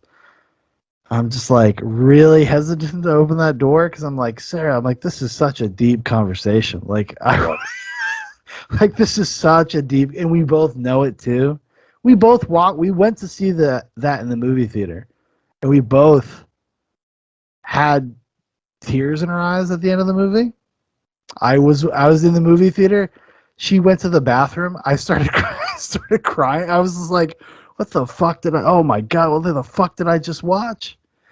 How am I going to process? How am I going to talk about this with my wife? Like, how am I going to, are we going to be this honest? Right. And it was a beautiful moment because we were just like, it actually was like a good thing for our relationship. Made our love life so much better. And this isn't, go out and have sex with 10 million people and, how to get a girl off. It's about how to get your wife off. If only, people could have been doing this before, we could have saved 1 million relationships. I've saved thousands. In a weird way. Maybe Paul Thomas Anderson's more of a genius than I realized. And, unlike Norm Macdonald when he pointed out to Harvey Weinstein that this other dude wasn't a genius, maybe Paul PTA is, and I have to give him another shot. But because you know what? His specific brand of angst I had to abandon at some point in my late 20s because I was too busy working. I was too busy working for a living. Yeah. But his angst, so there's the Magnolia angst, which is Boogie Nights turned up to 12, and then there's like Phantom Thread, which is not angsty. It's just like so brutally honest about the idea of being with somebody that has being with people, like if you are in a couple and you have your separate aspirations and how those things work and how you compromise as a couple to be together. And it's so honest that it is a little scary. And I don't say that shit lightly. I'm not like I'm artsy fartsy in my own way, but I'm not like it. It's just something that spoke to me on such a weird level that I don't really even now know how to process. So when I think about doing a podcast with my wife, talking to you and talking to everybody else, I don't really know how to feel about it. I don't know if I want to open that door because I don't know what that conversation is going to be. Because it's so honest. It's and I have a good relationship with my wife. Like we're very honest with each other about our intentions, feelings, etc., etc. But even then, I'm just like, ooh, fuck, like, we're gonna go there? You want to go there in front of people? Like, right. I've said that. I'm like, you want to go here in front of people? Like, because I'll go there. Like, this is about production. This is about, like, if we're gonna capture something, let's capture it real. Like, do you want to expose yourself in that way? And that movie definitely brings it out. So, like, yeah, definitely get together with Kaylin. You know, put Theo to bed. Hunker up. Watch Phantom Thread. I think you'll like it. I know you'll like it. I know you will like that movie. Yeah. Well, yeah. I mean, I think I probably have a better appreciation for the director after taking a look at this. I mean, this and Magnolia was, and like the half of Punch Drunk Love that I actually watched was mostly what I have of him, and I really want to go back and appreciate more because he clearly knows what he's doing, and I appreciate people who understand their craft. Yeah, well, that's the thing. I think even if you don't end up like loving his movies or whatever, I think like you would respect what he's done, right? In a weird way. I think The Master is something Dan Profitt needs to watch. I think There Will Be Blood is something you need to revisit. That's 2 podcasts in a row that you've suggested The Master, so I definitely think I'm going to check it out. Oh, well, if you're a fan of Philip Seymour Hoffman and Joaquin Phoenix. Extraordinaire. Yes. Especially Joaquin Phoenix. You guys like The Joker? You ever see The Joker? You ever see that movie? That movie where he danced down the steps in a clown makeup? I think so. I think he calls himself the Joker guy. I don't know. Like he goes over there. Crazy at the end. He kills a bunch of people or something. Yeah. This guy asked him. He says, "You think this is funny? You think this is a thing?" And then he shot him in the face. He shot him in the face. One of the better movies. I liked it. I liked it because it speaks to me. It's how I am. I want to go out and shoot people that don't like me. Crazy. Like every single day, I want to shoot somebody. It's crazy. It's crazy. It's wild. It's the Joker. But anyway, I think that's not only is that the end of my notes for Boogie Nights. I had a couple other ones that weren't, they weren't so important. But also, my teeth are floating from the amount of urine that's actually backed up in my system. Which, if I was on the set of a Jack Horner movie, this would be a great time to piss all over Juliette Lewis, or Julianne Moore. Well, Juliette Lewis, she would have been the bottom feeder there, like hanging out. Yeah. She would have been like, hey, I'm a good actress. Like, no, dude, you were in Cape Fear. That's a good movie. Anyways. Yeah.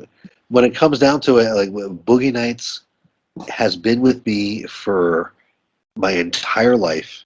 It's a great fucking flick. It only gets better as you age. And real quickly, before we finish, I have to tell you my story. Do it. So when we were in New Mexico, me and a couple of my stoner buddies, Trish and Mona, I think Mona was there. We wanted, New Year's Eve was coming up, and we just wanted to, Trish had never seen Boogie Nights. So she was like, dude, we got to watch this movie. And I was like, yeah, sure. It's fucking New Year's Eve. It's something to do. We'll smoke a bunch of pot. We'll watch Boogie Nights, whatever. And so we start watching it.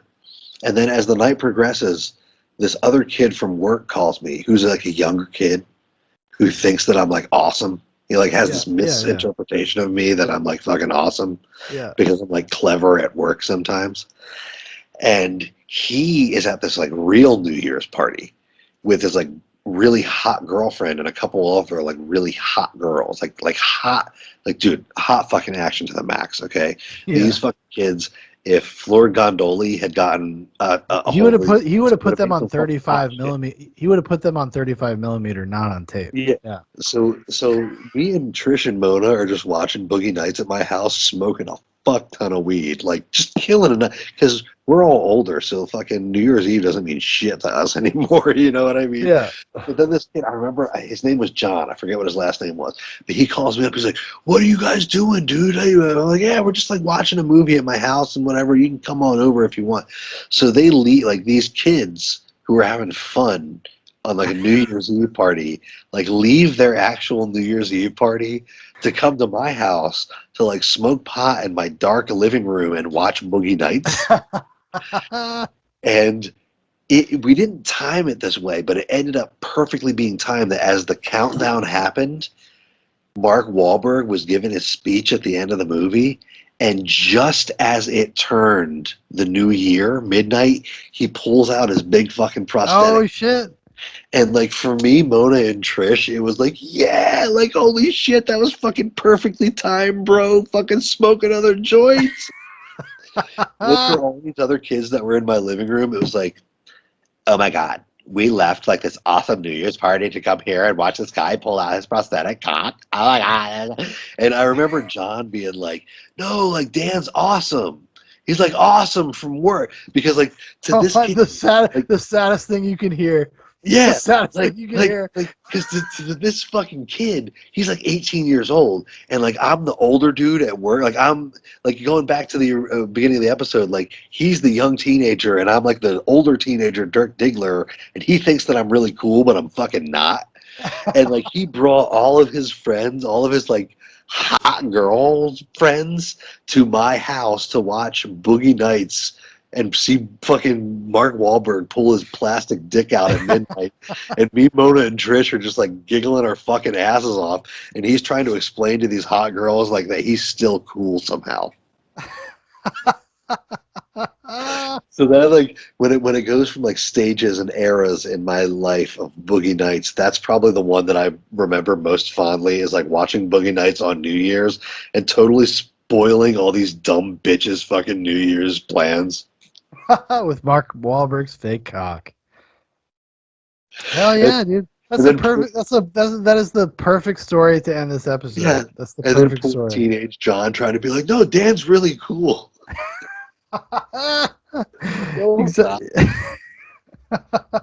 You don't like Mark Wahlberg's fake cock? This guy's rocks. Come on. Look what his gifts, his bounty. Right. But in like me, Trish, and Mona's reality, like we are really cool. Like you guys just left that stupid party to come watch Boogie Nights with us. Like fuck you. Yeah, and we rock. We're watching Boogie Nights. What were you doing? Like fucking standing around hoping somebody would talk to you at a party? Get out of here. Literally.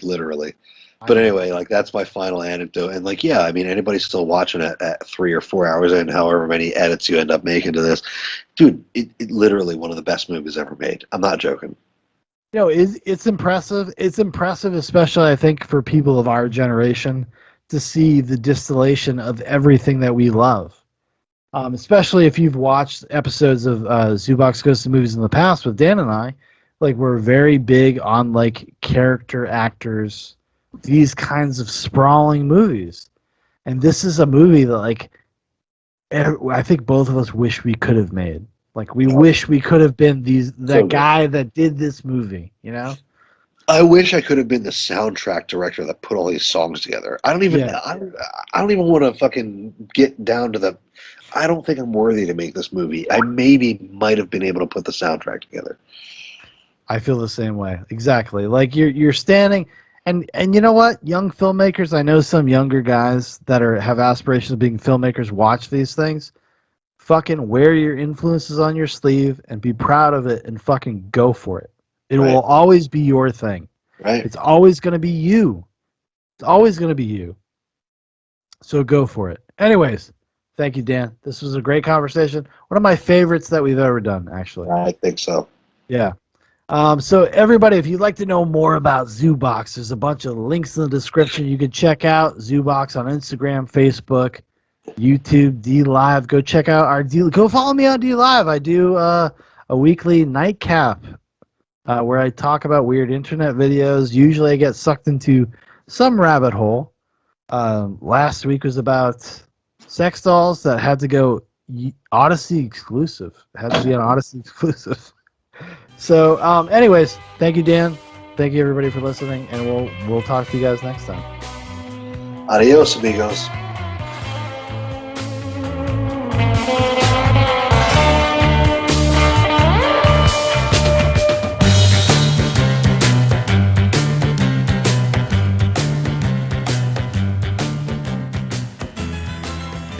You guys should be careful. Scotty. What?